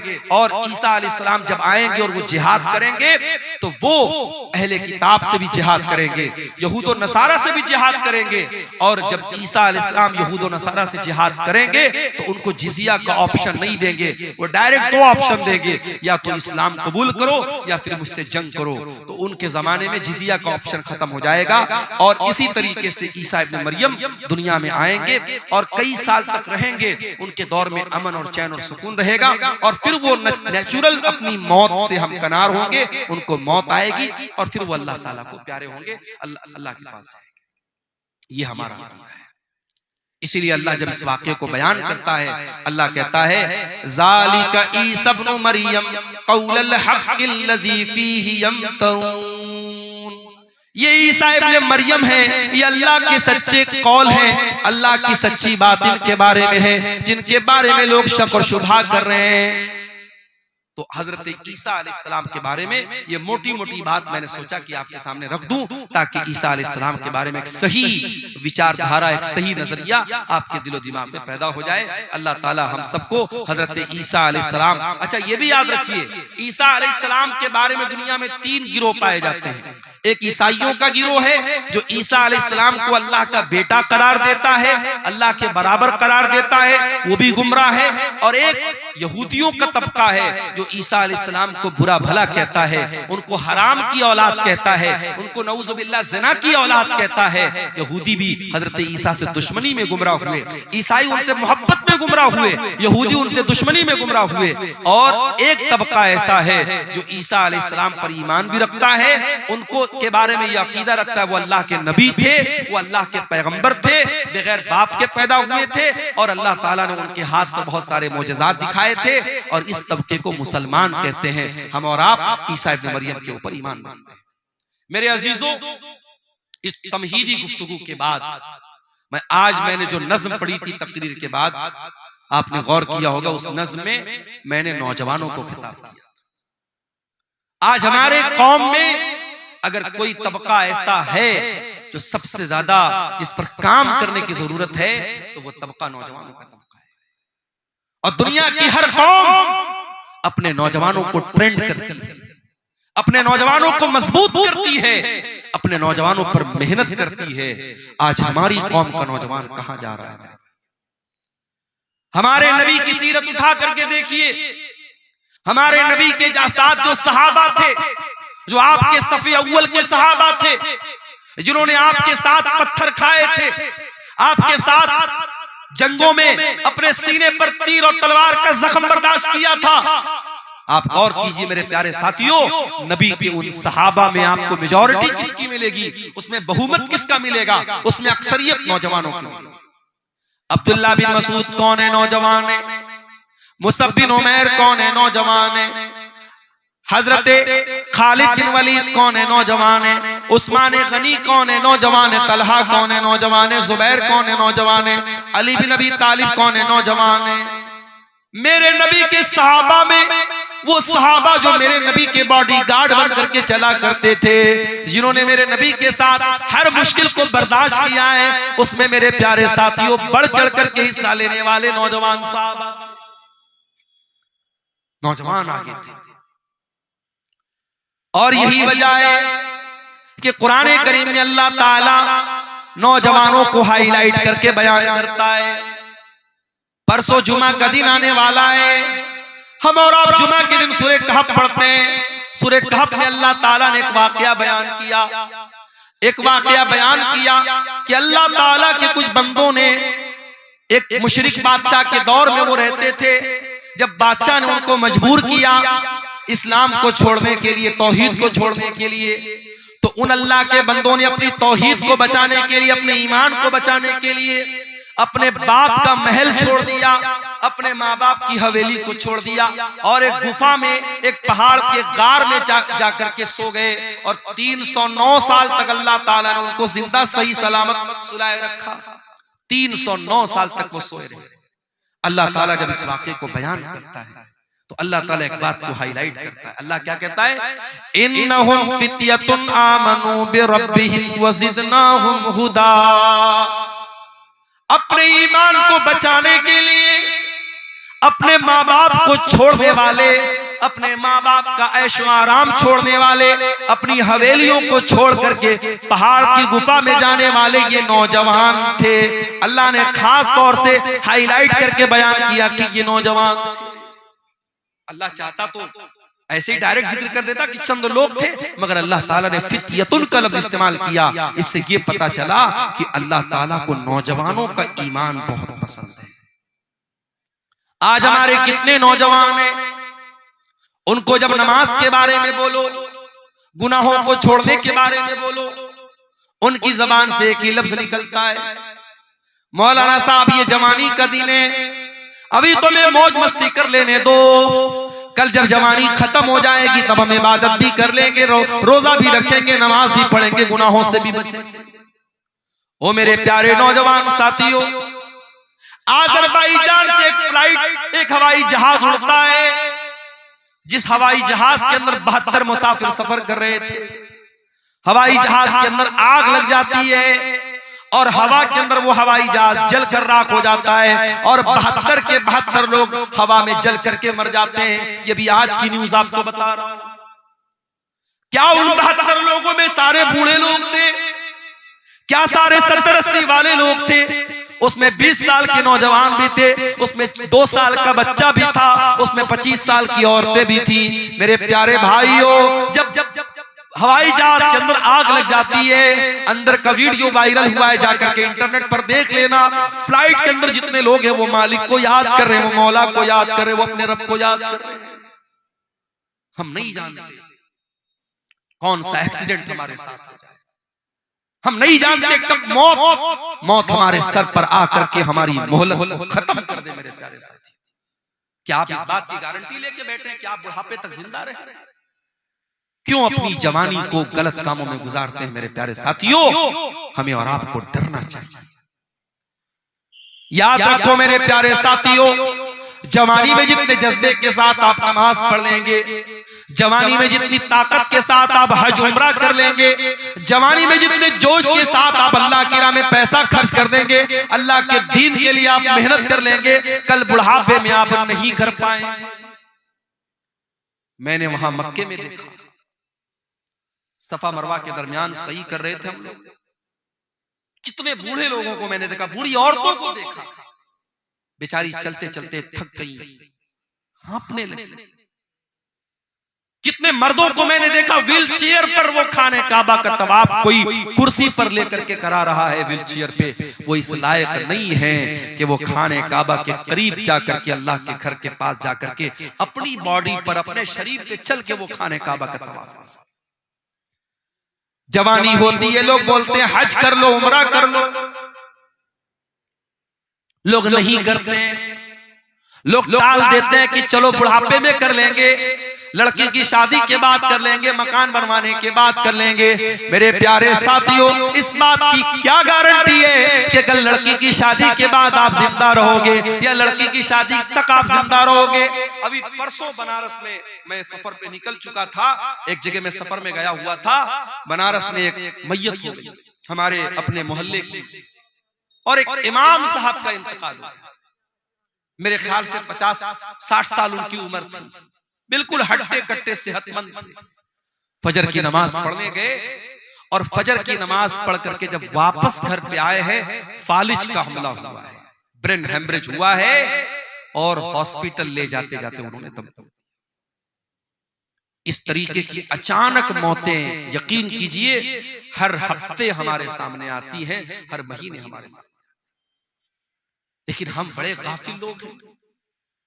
किसी मदरसे में, किसी स्कूल में इम्तिहान का टाइम करीब आता है, जो बच्चा साल में कभी पढ़ाई नहीं करता है, अगर उसको पास होना है, अगर उसको अगली क्लास में जाना है, तो वो नादान बच्चा भी सोचता है नहीं यार, साल भर नहीं पढ़ा, चलो कोई बात नहीं, इम्तिहान आ गया, एग्जाम आ गया, अब तो थोड़ी पढ़ाई कर लूं। वो मेहनत करता है, पढ़ाई करता है, उसको मालूम है अगर अब मैंने मेहनत नहीं की तो मैं पास नहीं हो पाऊंगा। मेरे प्यारे साथियों, क्या हमारा और आपका इम्तिहान करीब नहीं है? क्या हम अपनी मौत से करीब नहीं है? हम नहीं जानते हमारा इम्तिहान कब शुरू हो जाएगा, मौत कब आ जाएगी, हम नहीं जानते। हम कितने नादान हैं, हमको मालूम है हमारा इम्तिहान कभी भी लिया जा सकता है और हम कोई तैयारी नहीं कर रहे हैं। इसीलिए अल्लाह कुरान में कहता है, इक़्तरब लिन्नासि हिसाबुहुम व हुम फी गफलतिन मुरिदून। ओ लोगों, तुम्हारे हिसाब का टाइम करीब आ चुका है, फिर भी तुम गफलत की नींद सो रहे हो। याद रखो मेरे भाइयों, 70 साल की उम्र में आप नमाजी बन भी जाएंगे, लेकिन 20 साल की उम्र में जो सजदा आप करेंगे अल्लाह ताला को ये सजदा जितना महबूब है, 70 साल वाला सजदा अल्लाह को उतना महबूब नहीं। 70 साल में कोई सुधर गया, 60 साल में कोई नेक बन गया, हम उसका मजाक नहीं उड़ा रहे, हम उस पर तंज नहीं कर रहे। कोई 60 साल की उम्र में अगर नमाज पढ़ रहा है बहुत अच्छी बात है, लेकिन तौबा करने का, अल्लाह की तरफ पलटने का, अल्लाह के दीन की तरफ आने का बेहतरीन टाइम जवानी का टाइम है। मेरे प्यारे साथियों, अपनी जवानी में तौबा करो, अपनी जवानी में अल्लाह के प्यारे नबी फरमाते हैं, ला तज़ूलु क़दमा इब्ने आदम मिन इंद रब्बिही यौमल क़ियामा। क़यामत के दिन इंसान अपनी जगह से हिल नहीं पाएगा जब तक वो 5 सवालों का जवाब न दे दे। इन 5 सवालों का जवाब अब्दुल गफ्फार साहब को भी देना पड़ेगा, इन 5 सवालों का जवाब हुसैन सलफी साहब को भी देना पड़ेगा, हमारे नाज़िम इजलास साहब को भी देना पड़ेगा, उस्मान मुखिया साहब को भी देना पड़ेगा, पढ़े लिखे को भी देना पड़ेगा, अनपढ़ को भी देना पड़ेगा, दौलतमंद को भी देना पड़ेगा, गरीब को भी देना पड़ेगा, सीमांचल के लोगों को भी देना पड़ेगा, नॉर्थ इंडिया के लोगों को, साउथ इंडिया के लोगों को, सारे बंदों को, सारे इंसानों को देना पड़ेगा। ला तज़ूलु क़दमा इब्ने आदम, जो आदम का बेटा है, जो इंसान है, जो मर्द, जो औरत है, हर इंसान को, हर मर्द औरत को इन 5 सवालों का जवाब देना है। अल्लाह, दुनिया का कौन सा एग्जामिनर है जो एग्जाम के पहले आपको पेपर आउट कर दे? पेपर आउट हो जाए तो एग्जाम कैंसिल हो जाता है। उस मालिक का करम देखो, उस रब्बुल आलमीन की रहमत देखो, उसने कयामत के दिन का पर्चा आउट कर दिया। जा मेरे बंदे तू तैयारी कर, 5 सवाल का जवाब सबको देना, हिल नहीं सकते। पहला सवाल होगा अनुम्रिही फीमा अफना। ऐ इंसान, तूने अपनी जिंदगी को कहां गुजारा?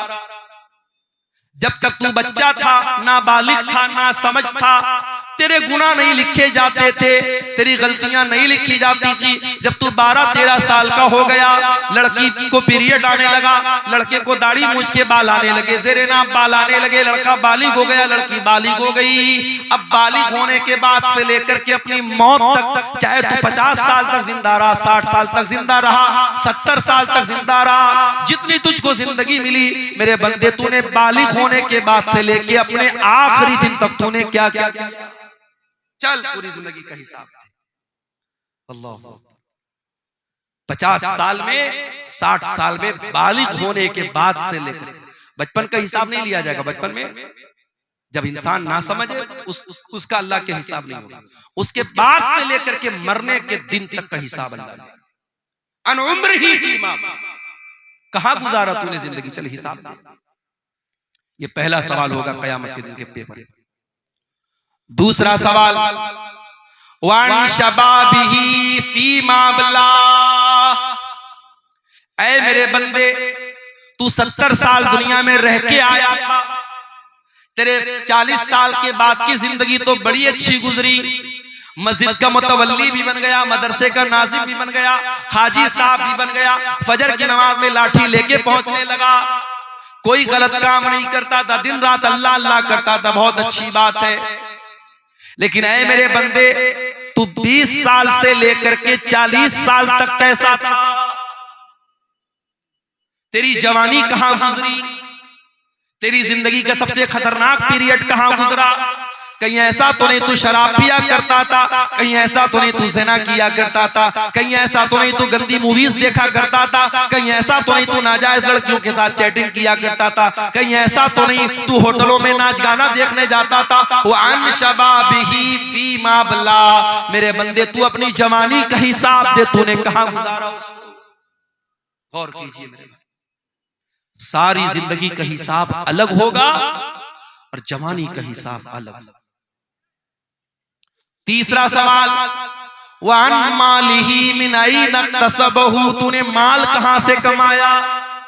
क्रिप्टो से कमाया, ड्रीम 11 से कमाया, मेटा ओजोन से कमाया, ऑनलाइन हराम एप्स के जरिए कमाया, सट्टा बाजार के जरिए कमाया, जुआ खेल करके कमाया, क्रिकेट पर सट्टा लगा करके कमाया, कैसे कमाया?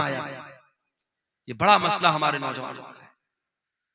बेरोजगारी बढ़ रही है तो हमारा नौजवान ऑनलाइन जितने जुआ वाले और सट्टा वाले ऐप्स हैं, हमारा नौजवान बड़ी आसानी से उनके चंगुल में फंस जाता है। बेरोजगारी है, कोई काम नहीं है, नौजवान सोचते चलो यार अच्छा है, बैठे बिठाए पैसा आ जाए। मेहनत नहीं करना चाहता, कारोबार नहीं करना चाहता।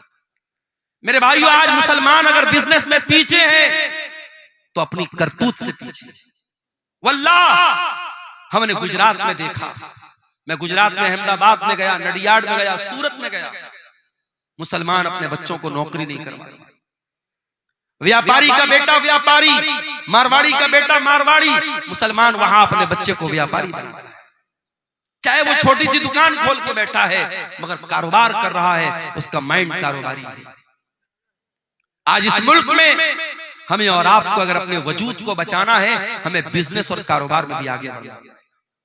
और मैं ये बात इसलिए कर रहा हूं क्योंकि अगर हमने अपने आप को बिजनेस में आगे नहीं बढ़ाया, आगे आने वाले दिनों में बड़ी कठिनाइयां हैं। इन मदरसों, इन मस्जिदों और हमारे दीन की बुनियादों पर जो दिन रात हमले हो रहे हैं, इन हमलों से अपना डिफेंस करने के लिए भी हमें पैसे की जरूरत पड़ेगी।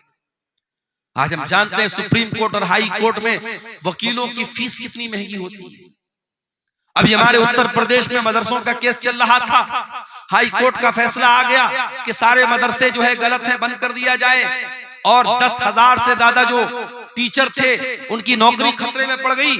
तो वहां मदरसों की जो एसोसिएशन है उसने इस मामले को सुप्रीम कोर्ट में उठाया, और सुप्रीम कोर्ट में बड़ी महंगी वहां के वकीलों की एक सुनवाई की जो फीस होती थी 50-50 लाख रुपए होती थी, वो फीस उन्होंने पेमेंट किया और उसके बाद केस को लड़ा और जज साहब के सामने पूरे मामले को रखा।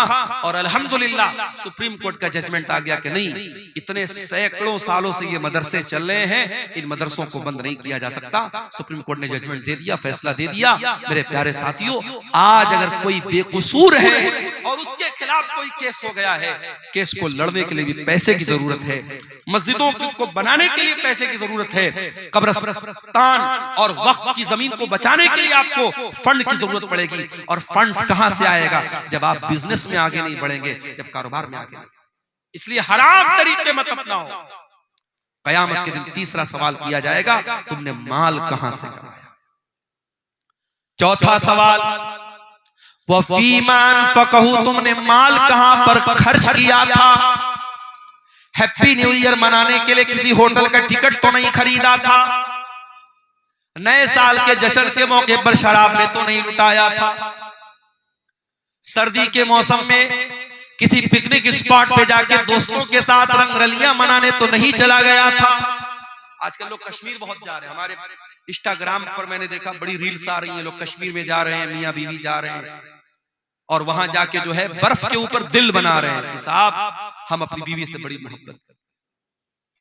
अरे बीवी से मोहब्बत करते हो तो वहां कश्मीर में जाके बर्फ बनाने से थोड़ी साबित होगा। बीवी का हक अदा करो, बीवी का ख्याल रखो।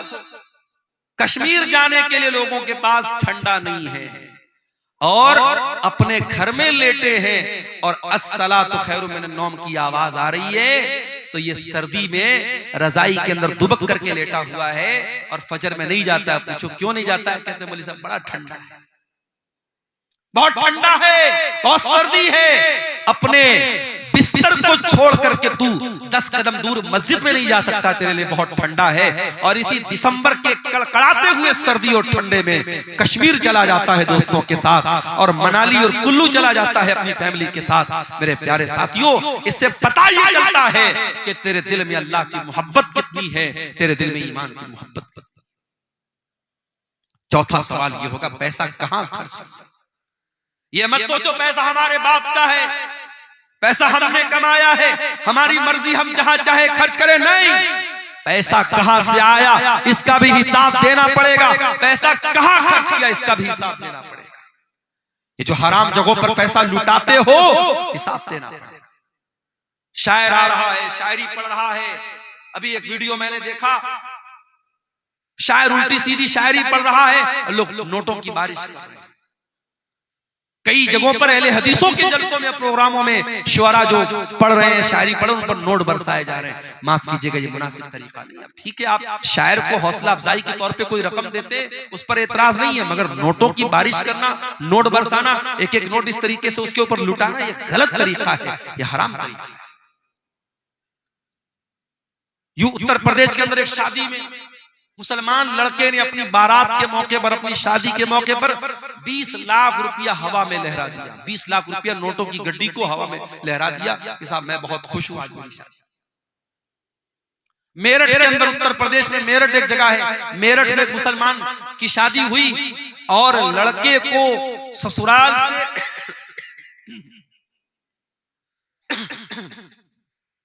लड़के को ससुराल से 2.5 करोड़ रुपए की रकम मिली और मौलाना साहब जो निकाह पढ़ाने आए तो उनको 11 लाख रुपए कैश। हमारे यहाँ जब ये न्यूज आई तो हमारे बहुत सारे मदरसे के टीचरों ने कहा कि चलो अब वही मेरठ में चल के हम लोग निकाह पढ़ाते हैं। 11 लाख रुपया एक निकाह। तो मुसलमान पैसा लुटा रहा है भाई। आज आप जाके देख ले, जितने खाने पीने की दुकानें हैं वहां गैर मुस्लिमों की भीड़ आपको नहीं मिलेगी, मुसलमानों की। ये कबाब की दुकानें, ये बिरयानी की दुकानें, ये चटर पटर सामानों की दुकानें कौन मिलेगा? मुसलमान मिलेगा। अभी मैं कटिहार स्टेशन के बाहर देखा, कोई चाय वाला था, चाय की दुकान पे वो चाय बेच रहा है, हांडी वाली चाय, बड़ी मशहूर चाय भाई। उसकी चाय पीने ज्यादा नौजवान मुसलमान जा रहे हैं और चाय भी पी रहे, साथ में सिगरेट का धुआं भी उड़ा रहे हैं। दौलत अल्लाह की बहुत बड़ी नेमत है। इस दौलत का हिसाब देना पड़ेगा आपको। कहां खर्च किया आपने, कहां से आई ये दौलत, अल्लाह को हिसाब देना पड़ेगा। 5वां सवाल किया जाएगा, व माज़ा अमिल फीमा अलिमा, तूने जो इल्म हासिल किया, हर साल तेरे मदरसे का जलसा होता था, तू परिवार के साथ जलसे में जाता था, औरत भी जाती थी, मर्द भी जाता था। कभी बनारस से कोई आलिम आया, कभी दिल्ली से आया, कभी कलकत्ता से आया, कभी इटावा से आया। तूने उलमा के बयानात को सुना, व माज़ा अमिल फीमा अलिमा, तूने उस इल्म के ऊपर अमल कितना किया? अमल कुछ नहीं, अमल कुछ नहीं। पिछले साल भी जो बेनमाजी, इस साल भी बेनमाजी। पिछले साल भी जो सूद खाता था, इस साल भी सूद खा रहा है। पिछले साल जो जुआ खेलता था, इस साल भी जुआ खेल रहा है। पिछले साल जो ज़िना में मुलव्विस था, इस साल भी ज़िना में मुलव्विस है। मेरे प्यारे साथियों, अगर इतनी तकरीरों और जलसों के बावजूद अगर हम अमल नहीं करते हैं, माफ कीजिए, ये एनर्जी, ये पैसा, ये सरमाया, ये कैपिटल जो लग रहा है इन जलसों पर, इन तकरीरों में, सब बर्बाद ना हो जाए, कहीं क़यामत के दिन हमारे लिए मुसीबत न बन जाए। क्योंकि अल्लाह पूछेगा, व माज़ा अमिल फीमा अलिमा, तूने जो इल्म हासिल किया उस इल्म के ऊपर तूने अमल किया। मई जून का महीना आता है, हमसे गर्मी बर्दाश्त नहीं होती। जिसके घर में अल्लाह ताला ने ताकत दी वो एसी लगवाता है, जिसके घर में इस्तिताअत एसी की नहीं वो कूलर लगवाता है, जिसके घर में कूलर नहीं कम से कम पंखा चल रहा है। हमसे गर्मी बर्दाश्त नहीं होती, हम ट्रेन का सफर करते हैं, हम कोशिश करते हैं एसी में सफर करें, गर्मी के मौसम में हम स्लीपर में सफर नहीं कर सकते। मेरे प्यारे साथियों, कभी आपने सोचा और गौर किया कि कब्र की उस 2 गज जमीन के अंदर जब आप जाएंगे, वहां कौन आपको एसी देगा, वहां कौन आपको कूलर देगा, वहां कौन आपको पंखा देगा? अल्लाह के नबी फरमाते हैं, अगर मरने वाले का अमल ठीक नहीं है, उसका अकीदा ठीक नहीं है, उसकी कब्र को उसके ऊपर तंग कर दिया जाएगा, उसकी कब्र को टाइट कर दिया जाएगा, इतना टाइट कर दिया जाएगा उसके बदन की पसलियां एक दूसरे के साथ मिल जाएंगी और बहुत ही खतरनाक किस्म का फरिश्ता आएगा और ऐसी शक्ल में आएगा, बड़ी हैबतनाक शक्ल में आएगा और हथौड़े से उसके सर पे मारेगा और वो चिल्लाएगा। वो मरने वाला जो कब्र में है वो चिल्लाएगा और उसके चिल्लाने की आवाज को इंसान और जिन्नात के अलावा सारी मखलूकात सुनेंगी, सारे जानवर सुनेंगे। वहां उस कब्र के अजाब से बचने की मेरे भाइयों हमने क्या किया? कयामत के दिन जब सूरज 1 मील की दूरी पर होगा, गर्मी से लोग बेहाल होंगे, पसीने में डूबे हुए होंगे। अल्लाह के नबी फरमाते हैं सबअतुन युज़िल्लुहुमुल्लाहु फी ज़िल्लिही यौमा ला ज़िल्ला इल्ला ज़िल्लुहु। क़यामत के दिन 7 लोग ऐसे होंगे जिनको अल्लाह ताला अपने अर्श का साया देगा, और जिसको अल्लाह ताला अर्श का साया दे देगा उसको एसी की जरूरत नहीं पड़ेगी, उसको कूलर की जरूरत नहीं पड़ेगी, उसको गर्मी ही नहीं लगेगी, उसको पसीना ही नहीं बहेगा। समझो अल्लाह ताला अपनी स्पेशल एसी दे देगा क़यामत के दिन। किसको? 7 लोग। नंबर 1 अल इमामुल आदिल, अदल इंसाफ करने वाला इमाम। इमाम किसको बोलते हैं? मस्जिद में नमाज पढ़ाने वाला इमाम यहां मुराद नहीं है। इमाम से मुराद वो इंसान है जिसके हाथों में लोगों की बागडोर हो, जो अपने इलाके का सरपंच हो, अपने इलाके का सरदार हो, अपने शहर का जिम्मेदार हो, अपने रियाया का बादशाह हो, अपने इलाके का वजीर हो, जिसके हाथ में हुकूमत हो, प्रशासन हो, एडमिनिस्ट्रेशन हो, उसको अल्लाह के नबी ने इमाम कहा है। और इमाम की पहचान ये होनी चाहिए, वो इमाम आदिल, जिसके हाथ में हुकूमत हो, वो किसी के साथ अन्याय न करे, अत्याचार न करे, जुल्म न करे। अगर हुकूमत है और अत्याचारी है, वो जालिम है, अल्लाह के उसकी बड़ी सख्त पकड़। नंबर 2 वशाफुन नशा फी इबादतिल्लाह, और अल्लाह ताला क़यामत के दिन अपने अर्श का साया उस इंसान को देगा, उस नौजवान को देगा जिसकी जवानी अल्लाह की इबादत में गुजरी हो। जवानी अल्लाह की इबादत में, जिसकी जवानी मस्तियों में, हराम कामों में, अय्याशी में न गुजरी हो, जिसने अपनी जवानी को अल्लाह की इबादत में गुजारा। शेख सादी कहते हैं दर जवानी तौबा करदन शेवे पैगंबरी, वक्त पीरी गुर्गे जालिमी शवत परहेजगार। अरे जवानी में तौबा करो, जवानी में तौबा करना और अल्लाह की तरफ लौट के आ जाना, ये पैगंबरों का तरीका है, ये नबियों का तरीका है। बुढ़ापे में तो जालिम भेड़िया भी शरीफ बन जाता है। बुढ़ापे में तौबा कर ली तो कौन सा कमाल। तौबा करना है तो जवानी में करो। नमाज की आदत डालना है, जवानी में डालो। हज और उम्रा अगर अल्लाह ने दौलत दी है, हज और उम्रा जवानी में जाके करो, अपनी बीवी को लेके जाओ, जवानी में कराओ मेरे प्यारे साथियों। और जवानी में जब आप हज और उम्रा करेंगे उसकी एक अलग लज्जत मिलेगी। उसके बाद फरमाया वरजुलानी तहाब्बा फिल्लाहि इज्तमा अलैहि व तफर्रका अलैहि, और 2 लोग आपस में मोहब्बत करते हो अल्लाह के लिए, मिलते हो तो अल्लाह के लिए, जुदा होते हो तो अल्लाह के लिए। मुझे मालूम है सीमांचल के इस इलाके में बहुत मोहब्बतें भी मुझको मिलती। बाज़ इलाकों में जाता हूँ, 70 साल का बूढ़ा आता है, मुझे बड़े खुश होकर के मुझसे मुसाफा करता है और बड़ी खुशी के साथ कहता है मौलाना आज तक आपको यूट्यूब में देखते थे, आज पहली बार रियल देखे। ऐसी बूढ़ी औरतों के फोन भी मेरे पास आते हैं जो कहती है कि मौलाना रात में आपकी तकरीर सुने बगैर नहीं सोती, मेरा कोई रिश्ता नहीं है, कोई रिलेशन नहीं है इनके इलाके। फिर ये मोहब्बत क्यों है? ये मोहब्बत इसलिए है कि कहीं ना कहीं दिल में ये बात है कि ये अल्लाह की बात बता रहा है, रसूल की बात बता रहा है। अल्लाह की मोहब्बत ये हमारे और आपके रिश्ते को जोड़ रही है। 7 दिसंबर को मेरा प्रोग्राम था रत्नी, इसी कटिहार के रत्नी इलाके में। मजबूरी आ सकती है, मिस हैपनिंग आ सकती है। शनिचर का दिन था, प्रोग्राम में मैं नहीं आ सका, छुट्टी नहीं मिल पाई। जिम्मेदारान मुझे आखिरी दिन तक फोन करते रहे। मैं 1 हफ्ता पहले उनको बता दिया मैंने कि देखिए बहुत बहुत सख्ती हो गई है, छुट्टी नहीं मिल रही। लेकिन प्रोग्राम में मैं नहीं आ पाया। बाद में बहुत लोग नाराज भी हुए। लोगों ने वहां कमेटी वालों को कहा कि लोगों ने झूठ मूठ बात नहीं की, मौलाना से नाम दे दिया।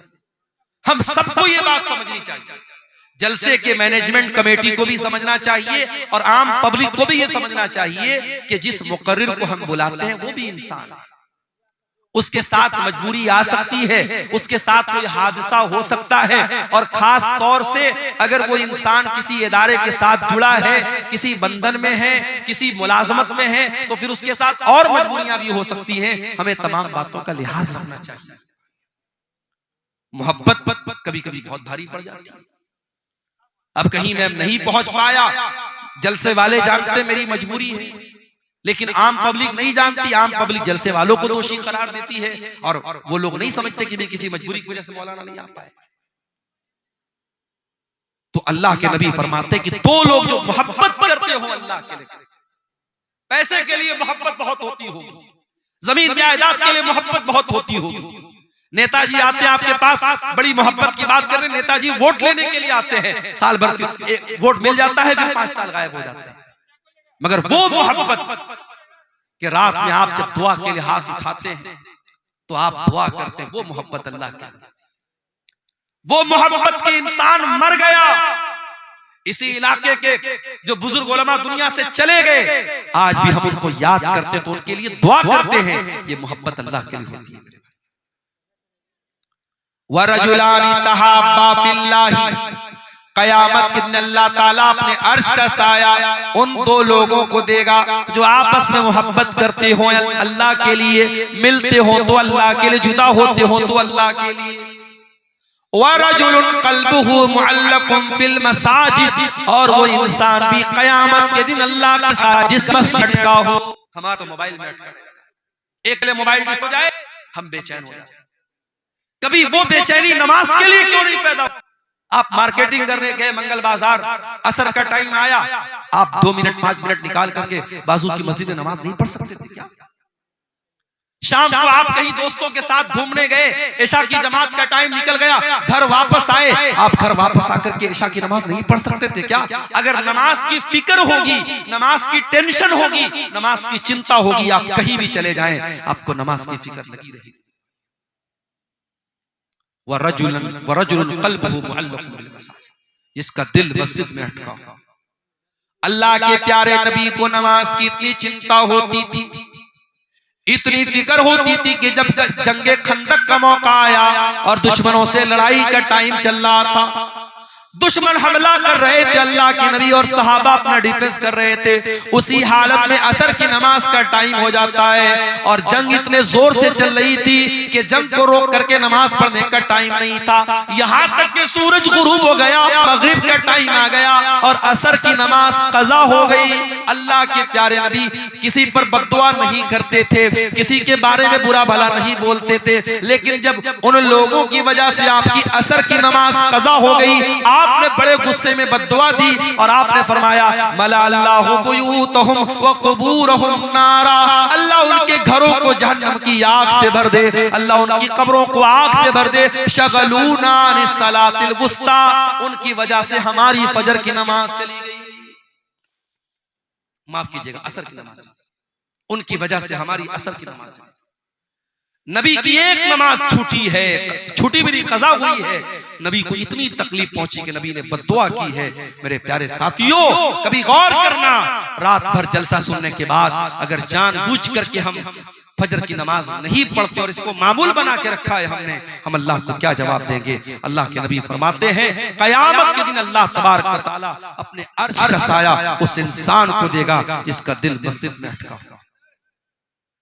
और कभी कभी मस्जिद में जाया करो तो ये मत सोचा करो मस्जिद में झाड़ू लगाना ये मस्जिद के मुअज्जिन का काम, उसको हकीर मत समझो। अरे मौका मिले तो मस्जिद की लैट्रीन को खुद साफ कर दो, मस्जिद के फर्श को खुद साफ कर दो। क्या पता जब अल्लाह ताला के नेकियों की कमी पड़ जाए तो यही एक नेकी हमारे काम आ जाए और अल्लाह कह दे कि मेरा ये बंदा मस्जिद में नमाजियों के लिए गंदगी साफ कर देता था, ये मस्जिद में झाड़ू लगा देता था, ये नमाजियों के लिए मस्जिद को साफ कर देता था। मेरे प्यारे साथियों, मस्जिद से अपने ताल्लुक को मजबूत करो, मस्जिद से अपने रिश्ते को मजबूत करो। अल्लाह के नबी फरमाते हैं वो इंसान जिसका दिल मस्जिद में अटका हो उसको क़यामत में अल्लाह अपने अर्श का साया। नंबर 6, वरजुलुन दातहु इम्राअतुन ज़ातु मनसबिन व जमालिन फ़क़ाल इन्नी अख़ाफ़ुल्लाह, और वो इंसान भी क़यामत के दिन अल्लाह के अर्श का साया पाएगा जिसको कोई खूबसूरत औरत और पैसे वाली औरत, मलका औरत, हुकूमत वाली औरत गुनाह की दावत दे और वो ये कह के ठुकरा दे कि मैं अल्लाह से डरता हूँ। जिना का मौका मिले, बदकारी का मौका मिले और वो ठुकरा दे, उस पाक दामन इंसान को अल्लाह के नबी फरमाते हैं कयामत के दिन अल्लाह अपने अर्श का साया। आज हमारा नौजवान क्या कर रहा है? जिना के मौके तलाश कर रहा है। किसी लड़की का नंबर मिल जाए, बार बार उस लड़की को फोन करके तंग करना। किसी का कोई फेसबुक आईडी मिल जाए, कितनी मुसलमान लड़कियां जो फेसबुक चलाती शिकायत करती हैं। अच्छे खासे जो बड़े दीनदार किस्म के लोग हैं जो दिन रात फेसबुक पर दीन की बातें करते हैं, वो भी प्राइवेट चैटिंग करने की कोशिश करते हैं। मोहतरमा आप क्या कर रही हैं, क्या खा रही हैं? मेरे भाइयों, जिना के मौके तलाश मत करो। अगर अल्लाह ने आपको जिना से बचाया है, बदकारी से बचाया, अल्लाह का शुक्र अदा करो, मौका मत तलाश करो। अगर आज तक अल्लाह ताला ने आपके दामन को इस गंदगी से बचा के रखा है, अपने भाइयों से भी कहता हूं, अपनी बहनों से भी कहता हूं, आइंदा जिंदगी में भी अपने दामन को बचा के रखो। इसलिए कि अगर गुनाह का मौका मिल रहा है तो ये शैतान की बहुत बड़ी चाल है और अल्लाह की तरफ से बहुत बड़ी आजमाइश है। और इस अगर गुनाह का मौका मिलेगा और फिर अपने आप को गुनाह से बचाना फिर आसान काम नहीं होगा। अल्लाह के नबी फरमाते हैं वो इंसान जिसको कोई खूबसूरत औरत और पैसे वाली औरत गुनाह की दावत दे और वो ये कह के ठुकरा दे कि मैं अल्लाह से डरता हूं, उस इंसान को अल्लाह ताला कयामत में अपने अर्श का साया। उसके बाद फरमाया वरजुलुन तसद्दक़ बिसदक़तिन फ़ाख़फ़ाहा हत्ता ला तालम शिमालुहु मा तुनफ़िक़ु यमीनुहु। अल्लाह के अर्श का साया उस इंसान को भी मिलेगा जो दाएं हाथ से सदका करे और इतना चुपके से सदका करे कि बाएं हाथ को भी पता न चले। जाड़े का मौसम है, एक इंसान कार से जा रहा है, फुटपाथ पर एक गरीब आदमी को देखा, बेचारा सर्दी में ठिठुर रहा है। वो अपने कार से उतरता है और अपनी जैकेट उसको पहना देता है, उसको कंबल उड़ा देता है। उस गरीब को मालूम भी नहीं मुझको कंबल उड़ाने वाला कौन है, उस अमीर को पता नहीं मैंने किसको कंबल उड़ाया है। कोई कैमरे से फोटो भी नहीं ले रहा है, कोई एडवर्टीजमेंट भी नहीं हो रहा है, कोई प्रचार प्रसार भी नहीं हो रहा है। सिर्फ इस बात की खुशी है कि ये काम मैं अल्लाह के लिए कर रहा हूँ। अल्लाह के नबी फरमाते हैं अगर ऐसी कोई नेकी करके जाएगा तो अल्लाह ताला कयामत के दिन उसको अर्श का साया देगा। आजकल तो गरीब को राशन भी देते तो फोटो खींच के देते, कितनी गलत बात है। कोई बेचारा गरीब है, मजबूर है, उस औरत को राशन का पैकेट दे रहे हो तो उसका दुनिया के सामने तमाशा बना और उसका फोटो खींच रहे हो। नहीं होना चाहिए। नेकी इसको नहीं बोलते हैं। नेकी तो ऐसी होती है, नेकी कर दरिया में डाल, नेकी करके भूल जाओ मैंने किसके साथ नेकी की। लेकिन अब वो जमाना खत्म हो गया। अब लोग नेकी करके दरिया में नहीं डालते, अब नेकी करके फेसबुक पर डालते हैं, अब नेकी करके इंस्टाग्राम पर डालते हैं, अब नेकी करके अखबार पे फोटो छपवाते हैं। अल्लाह कुरान के 29वें पारे में कहता है मेरे नेक बंदे गरीबों को खाना खिलाते हैं, यतीमों को खाना खिलाते हैं, कैदियों को खाना खिलाते हैं। वयुतिमून अत्ताम अला हुब्बिही मिस्कीनन व यतीमन व असीरा। मेरे नेक बंदे भूखों को खाना खिलाते हैं और क्या कहते हैं इन्नमा नुतइमुकुम लिवजहिल्लाह, हम तुम्हें अल्लाह को राजी करने के लिए खाना खिला रहे हैं। ला नुरीदु मिनकुम जज़ाअन वला शुकूरा, हमें तुमसे कोई बदला नहीं चाहिए, हमें तुमसे कोई शुक्रिया नहीं चाहिए, हम तो अल्लाह को राजी करने के लिए तुमको खिला रहे हैं। इन्ना नखाफु मिर रब्बिना यौमन अबूसन कमतरीरा, हमें तो कयामत के दिन का डर है, हमें तो अल्लाह के सामने हिसाब देने का डर है, इसलिए हम तुमको खाना खिला रहे हैं। कुछ नेकी ऐसी भी करके जाओ। नेकी का प्रचार करवाना, नेकी का ऐलान करवाना ये तो बहुत होता है, लेकिन नेकी करके भूल जाओ कि मैंने नेकी की है। कुछ ऐसी नेकी भी कयामत के दिन लेके जाओ ताकि अल्लाह ताला कयामत में अपने उन खुशनसीब बंदों में हमें और आपको भी शामिल। मदीना में गरीबों के घर में महीने की पहली तारीख को रात में अल्लाह का कोई बंदा आता था, महीने भर के राशन की बोरी उनके घर में लाके रख देता था। घर वाले सुबह दरवाजा खोलते थे, देखते थे महीने भर का राशन रखा हुआ है। मदीना के सैकड़ों घरों का परिवार चलता था, लेकिन लोगों को पता नहीं था कि कौन अल्लाह का बंदा है जो रातों में राशन लाके देता है। कुछ दिनों के बाद मदीना में एक इंतकाल हो गया, एक मैयत हो गई। मैयत को जब नहलाया जाने लगा, जब मैयत के बदन से कपड़ा उतारा जाने लगा, उस मैयत की पीठ के ऊपर मोटे मोटे बोरे के निशान नजर आने लगे। लोग हैरान हो गए, ये तो जो मरने वाला इंसान है, ये तो नबी के खानदान से ताल्लुक रखता है, ये तो नबी के नवासे का बेटा है, ये तो हुसैन इब्न अली का बेटा अली बिन हुसैन है, इसकी पीठ पर मोटे मोटे निशान क्यों है? ये तो बोरी नहीं उठाता था, ये तो बोझ नहीं उठाता था, इस इंसान की पीठ पर ये मोटे मोटे निशान कैसे हैं? ये खबर पूरे मदीना में फैल गई। मदीना के उन गरीब परिवारों तक भी ये खबर गई। मदीना के उन गरीब परिवारों को समझ में आ गया, हमारे घर में हर महीना राशन की बोरी लाद करके हमारे घर तक लाने वाला कोई और इंसान नहीं था, वो अली बिन हुसैन थे। वो नबी के अहले बैत में से थे, वो नबी के नवासे के बेटे थे। ऐसे भी लोग थे मेरे भाई, सारी जिंदगी गरीबों के घर में अनाज पहुंचाते रहे। मरने के बाद जब नहलाया जाने लगा, तब उनके पीठ के निशानों से पता लगा कि ये काम वो करते थे। हम और आप तो रियाकार हो गए मेरे भाई, दिखावे की दुनिया आ गई, हर चीज में शो ऑफ आ गया, हर चीज सोशल मीडिया पे हम डालने लगे। हज करने जा रहे हैं, मेरी बीवी कहने लगी, जब मैं उम्रा करने गया, बीवी कहने लगी कि हम लोग भी जो है जब तवाफ करेंगे तो आप अपना हाथ खाने काबा पे रखिएगा और मैं भी अपना हाथ रखूंगी और दोनों लोग फोटो लेंगे। मैंने कहा ये चोंचलेबाजी मुझको पसंद नहीं। उम्रा करने आए हो भाई, तवाफ करने आए हो, वहां बैठ करके बीवी अपना हाथ रख रही है, शौहर अपना हाथ रख रहा है और दोनों फोटो ले रहे हैं ताकि दुनिया को पता लग जाए साहब मियां बीवी दोनों साथ में उम्रा करने गए। तो क्या है ये चोंचलेबाजी आज हो रही है। लोग मदीना के अंदर जाके निकाह कर रहे हैं। क्या कोई ऐसी दलील मिलती है कि मदीना के अंदर निकाह करने से सवाब बढ़ जाता है क्या? फेसबुक के ऊपर, इंस्टाग्राम पर वीडियो आता, रील आती कि साहब ये तो बड़ी खुशकिस्मत औरत है, इसका निकाह कहाँ हुआ? मदीना में हुआ। तो क्या हिंदुस्तान में और कटिहार में जो निकाह हो रहा है सब बदकिस्मत लोग हैं? अजीबो गरीब मंतक है। मसला याद रखो, निकाह मस्जिद के अंदर हो सकता है, मगर निकाह मस्जिद के अंदर करना कोई सुन्नत नहीं है और कोई सवाब का काम नहीं। ये मसला याद रखो। मस्जिद के अंदर निकाह हो सकता है, लेकिन अगर कोई ये समझता है कि मस्जिद के अंदर निकाह करने से सवाब ज्यादा मिलेगा या मस्जिद के अंदर निकाह करना सुन्नत है, नहीं, सुन्नत नहीं है और ना इससे सवाब ज्यादा मिलेगा। कर सकते, इजाजत है बस।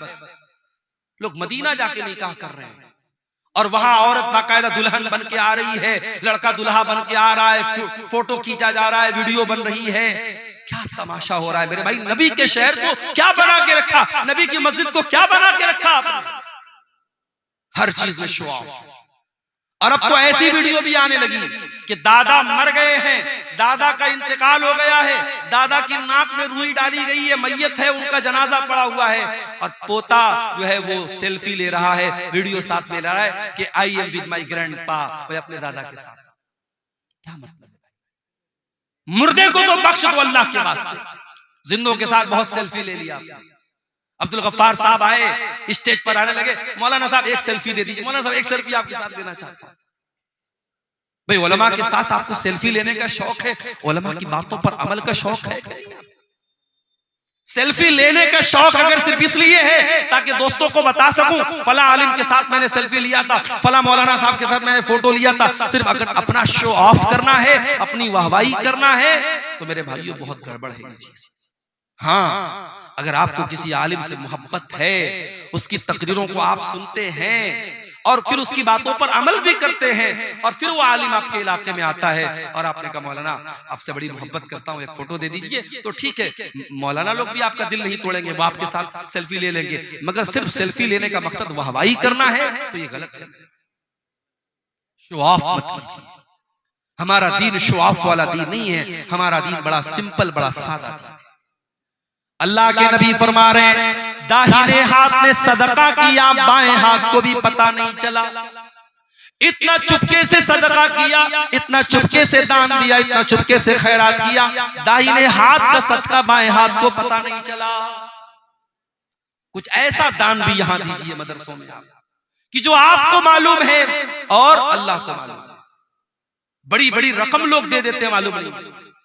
हमारे बनारस में एक मस्जिद बन रही थी, 1 करोड़ रुपया मस्जिद के बनने पर खर्च हुआ था और 10-10 लाख रुपया ऐसे लोगों ने चंदा दिया कि पता भी नहीं चला कि वो चंदा किसकी तरफ से आया। औरतों की तरफ से सोने के जेवरात आए, मालूम भी नहीं हुआ कौन सी औरत ने दिया था। तो कुछ ऐसे काम भी करके जाइए कि दाएं हाथ का सदका बाएं हाथ को पता न चले। और आखिरी बात जो इस हदीस में बयान की गई, अल्लाह के नबी फरमाते हैं व रजुलुन ज़करल्लाह खालियन फफ़ाज़त ऐना, क़यामत के दिन अल्लाह के अर्श का साया उस इंसान को भी मिलेगा जो तन्हाई में अल्लाह को याद करे और उसकी आंखों से आंसू बहे।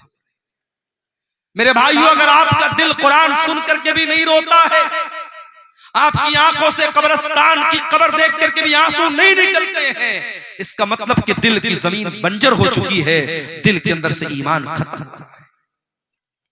कभी कभी रात के सन्नाटे में अपने कमरे में बैठ करके अल्लाह को याद करो। मेरे प्यारे भाइयों, अपने माजी में किए गए गुनाहों को हम याद करें, अपनी गलतियों को याद करें और मालिक के रहमत को याद करें। मालिक के सामने आंसू बहा लें, मालिक के सामने रो लें, मालिक के सामने गिड़गिड़ा लें, मालिक से तौबा कर लें। अल्लाह की कसम, ये चंद आंसू हमारी मग़फ़िरत के लिए काफी हो जाएंगे।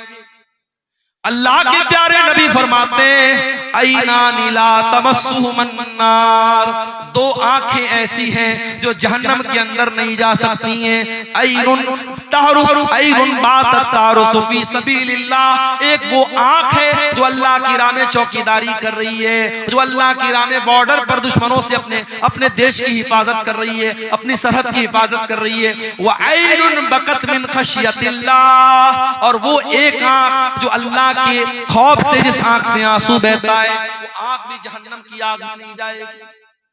इन आंखों से अगर अल्लाह के खौफ से चंद आंसू बह पड़े मेरे भाइयों, तो ये आंसू हमारी जहन्नम की आग को बुझाने के लिए इंशाअल्लाह काफी हो जाएंगे। और ये भी याद रखो, सर्दी जब बहुत ज्यादा होती है ना, तो हम घरों से नहीं निकलते। अभी तो सर्दी नॉर्मल है, लेकिन जनवरी में हो सकता है सर्दी ज्यादा पड़ेगी। जब सर्दी ज्यादा पड़ती है तो कोहरा बहुत ज्यादा हो जाता है, लोग अपने घर से नहीं निकलते। आपको मालूम है, सर्दी का ज्यादा होना भी जहन्नम के अजाब की एक निशानी है। अल्लाह के नबी फरमाते हैं जहन्नम साल में 2 मरतबा सांस लेती है। जो गर्मी पड़ती है, सख्त गर्मी, जो मई जून की गर्मी पड़ती है, वो जहन्नम के सांस लेने की वजह से पड़ती है। और जो कड़ाके की सर्दी पड़ती है, वो जहन्नम के सांस लेने की वजह से पड़ती है। ये सही बुखारी और सही मुस्लिम की सही रिवायत।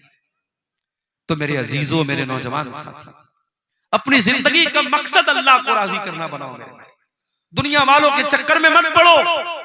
दुनिया वालों को खुश करने के लिए कोई काम करोगे, आज लोग खुश होंगे, कल गाली देंगे। दुनिया वालों की मोहब्बत कब बदल जाएगी नहीं मालूम।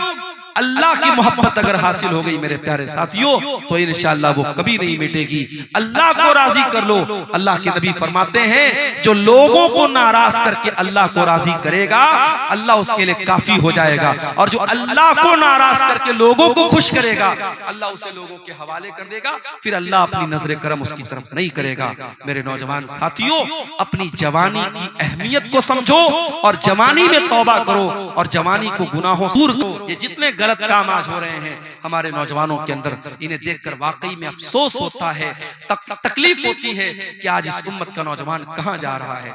जब सुबह हम 4 बजे रोड पर निकलते हैं, गैर मुस्लिम नौजवान हाईवे पर कसरत कर रहे हैं। कोई पुलिस की में जाने की तैयारी कर रहा है, कोई आर्मी में जाने की तैयारी कर रहा है, अपने दुनिया की नौकरी के लिए और दुनिया के मकसद के लिए। एक गैर मुस्लिम नौजवान सुबह 4 बजे उठ करके सड़क पर, वो भी टी-शर्ट पहन करके, लोअर पहन करके वो कसरत कर रहा है। और हमारा मुसलमान नौजवान रात में सिगरेट पी करके और जुआ खेल करके और शराब पी करके पड़ा हुआ है बिस्तर के ऊपर और फजर की नमाज में गायब है। मेरे प्यारे साथियों, ये सूरत हाल बड़ी तकलीफदेह है, ये सूरत हाल बड़ी तकलीफदेह है। आज उम्मत के नौजवानों को आगे बढ़ने की जरूरत है। हमारी तारीख बड़े रोशन नौजवानों से भरी पड़ी है। हमने तारीख में उक़बा इब्न नाफे को देखा है, जिसने बहरे अतलस में अपने घोड़ों को दाखिल किया था और कहा था अल्लाह की कसम, मोहम्मद के रब की कसम, अगर मुझे मालूम हो इस दरिया के उस पार भी कोई मखलूक रहती है, तो मैं अल्लाह की राह में अपने घोड़ों को पानी में डाल दूंगा और जाकर के उस कौम से जंग करूंगा जब तक कि वो ला इलाहा इल्लल्लाह और मोहम्मद रसूलुल्लाह का कलमा नहीं। हमारी कौम तो बहादुरों की कौम रही है मेरे भाई, हमारी तारीख तो बहादुरों की तारीख रही है। ये बुज़दिली की चादर हटा दो, ये मायूसी की चादर हटा दो, इस मुल्क की तारीख बड़ी रोशन रही है। इस मुल्क को आजाद कराने में मौलाना अबुल कलाम आजाद, मौलाना हसरत मोहानी और इसी तरीके से बहुत सारे उलमाए किराम ने अपनी कुर्बानियां दी हैं। आज इस मुल्क में जो हालात हम देख रहे हैं, हम मायूस ना हो। इंशाअल्लाह अगर हम मेहनत करेंगे, स्ट्रगल करेंगे, मुल्क के हालात की तस्वीर भी इंशाअल्लाह बदलेगी। ये एक दो सवालात आए हैं, हम जवाब देकर के इंशाअल्लाह अपनी बात को खत्म करेंगे। एक सवाल आया है, क्या कोई नमाजी चीर कर दूसरे नमाजी को साइड हटा कर बैठते हैं तो उसकी इस्लाम में जायज की क्या सूरत है क्या? देखिए, ये बड़ा अहम मसला पूछा है जिसने भी पूछा है। मान लीजिए कि आप मस्जिद में गए और आगे की सफ में जगह नहीं है और पीछे आप अकेले हैं। अब अकेले सफ के पीछे अकेले नमाज पढ़ने से अल्लाह के नबी ने मना किया है, तो अब आप क्या करेंगे? तो कुछ लोग कहते हैं कि आगे की सफ में से किसी को खींच लेंगे हम। तो ये जो खींचने वाली रिवायत है वो सही नहीं है, सही है, तो खींचना तो सही नहीं है। अब क्या करेंगे? वेट करेंगे। कितना वेट करेंगे? अगर ज्यादा वेट करेंगे तो नमाज चली जाएगी, रकात चली जाएगी। तो अगर रकात जा रही है या नमाज जा रही है तो आप अकेले भी सबके पीछे खड़े हो सकते। अगर साइड में कोई जगह नहीं तो आप अकेले खड़े हो सकते। अब आप पूछेंगे मौलाना साहब जब मना किया गया हदीस में तो अकेले क्यों खड़े हो? तो इसलिए क्योंकि ये एक्सेप्शनल सूरत हाल है, ये मजबूरी की सूरत है और मजबूरी में सबके पीछे अकेले खड़े हो सकते। मिसाल के तौर पर अगर मर्दों की सफ लगी है और एक औरत को नमाज पढ़ना है तो औरत कभी भी मर्दों की सफ में नमाज नहीं पढ़ेगी, वो पीछे पढ़ेगी। तो अगर अकेली औरत और आगे मर्दों की सफ लगी है, या मान लो मियां बीवी भी घर में नमाज पढ़ रहे, शौहर नमाज पढ़ा रहा है तो शौहर आगे खड़ा होगा, बीवी पीछे खड़ी होगी। तो जब औरत सबके पीछे अकेली खड़ी हो सकती है क्योंकि वहां एक्सेप्शनल केस है, तो मर्दों में भी अगर मजबूरी है, नमाज जा रही है, अगर कोई आ रहा है, कोई वजू कर रहा है तो वेट कर लो, आकर के उसके साथ शामिल हो जाओ। अगर नमाज जाने का डर है तो आप अकेले भी सबके पीछे खड़े हो सकते हैं। इस मसले में यही सही सूरत हाल है इंशाअल्लाह। ईद और रोजा सऊदी के तारीख के मुताबिक हिंदुस्तान में भी उसी दिन ईद मनाए और रोजा रखे, तो क्या ये सही है? देखिए, कुछ उलमा का जरूर ये फतवा है कि हमें सऊदी के हिसाब से रोजा रखना चाहिए और सऊदी के हिसाब से ईद मनानी चाहिए। कुछ उलमा का ये फतवा है, मगर उन उलमा का ये कहना है कि सारी दुनिया में एक ईद होनी चाहिए और एक रोजा होना चाहिए, जबकि ऐसा नहीं है। हम जानते हैं कि हमारे यहाँ जो चांद दिखता है वो सऊदी के चांद से एक दिन बाद दिखता है आमतौर से।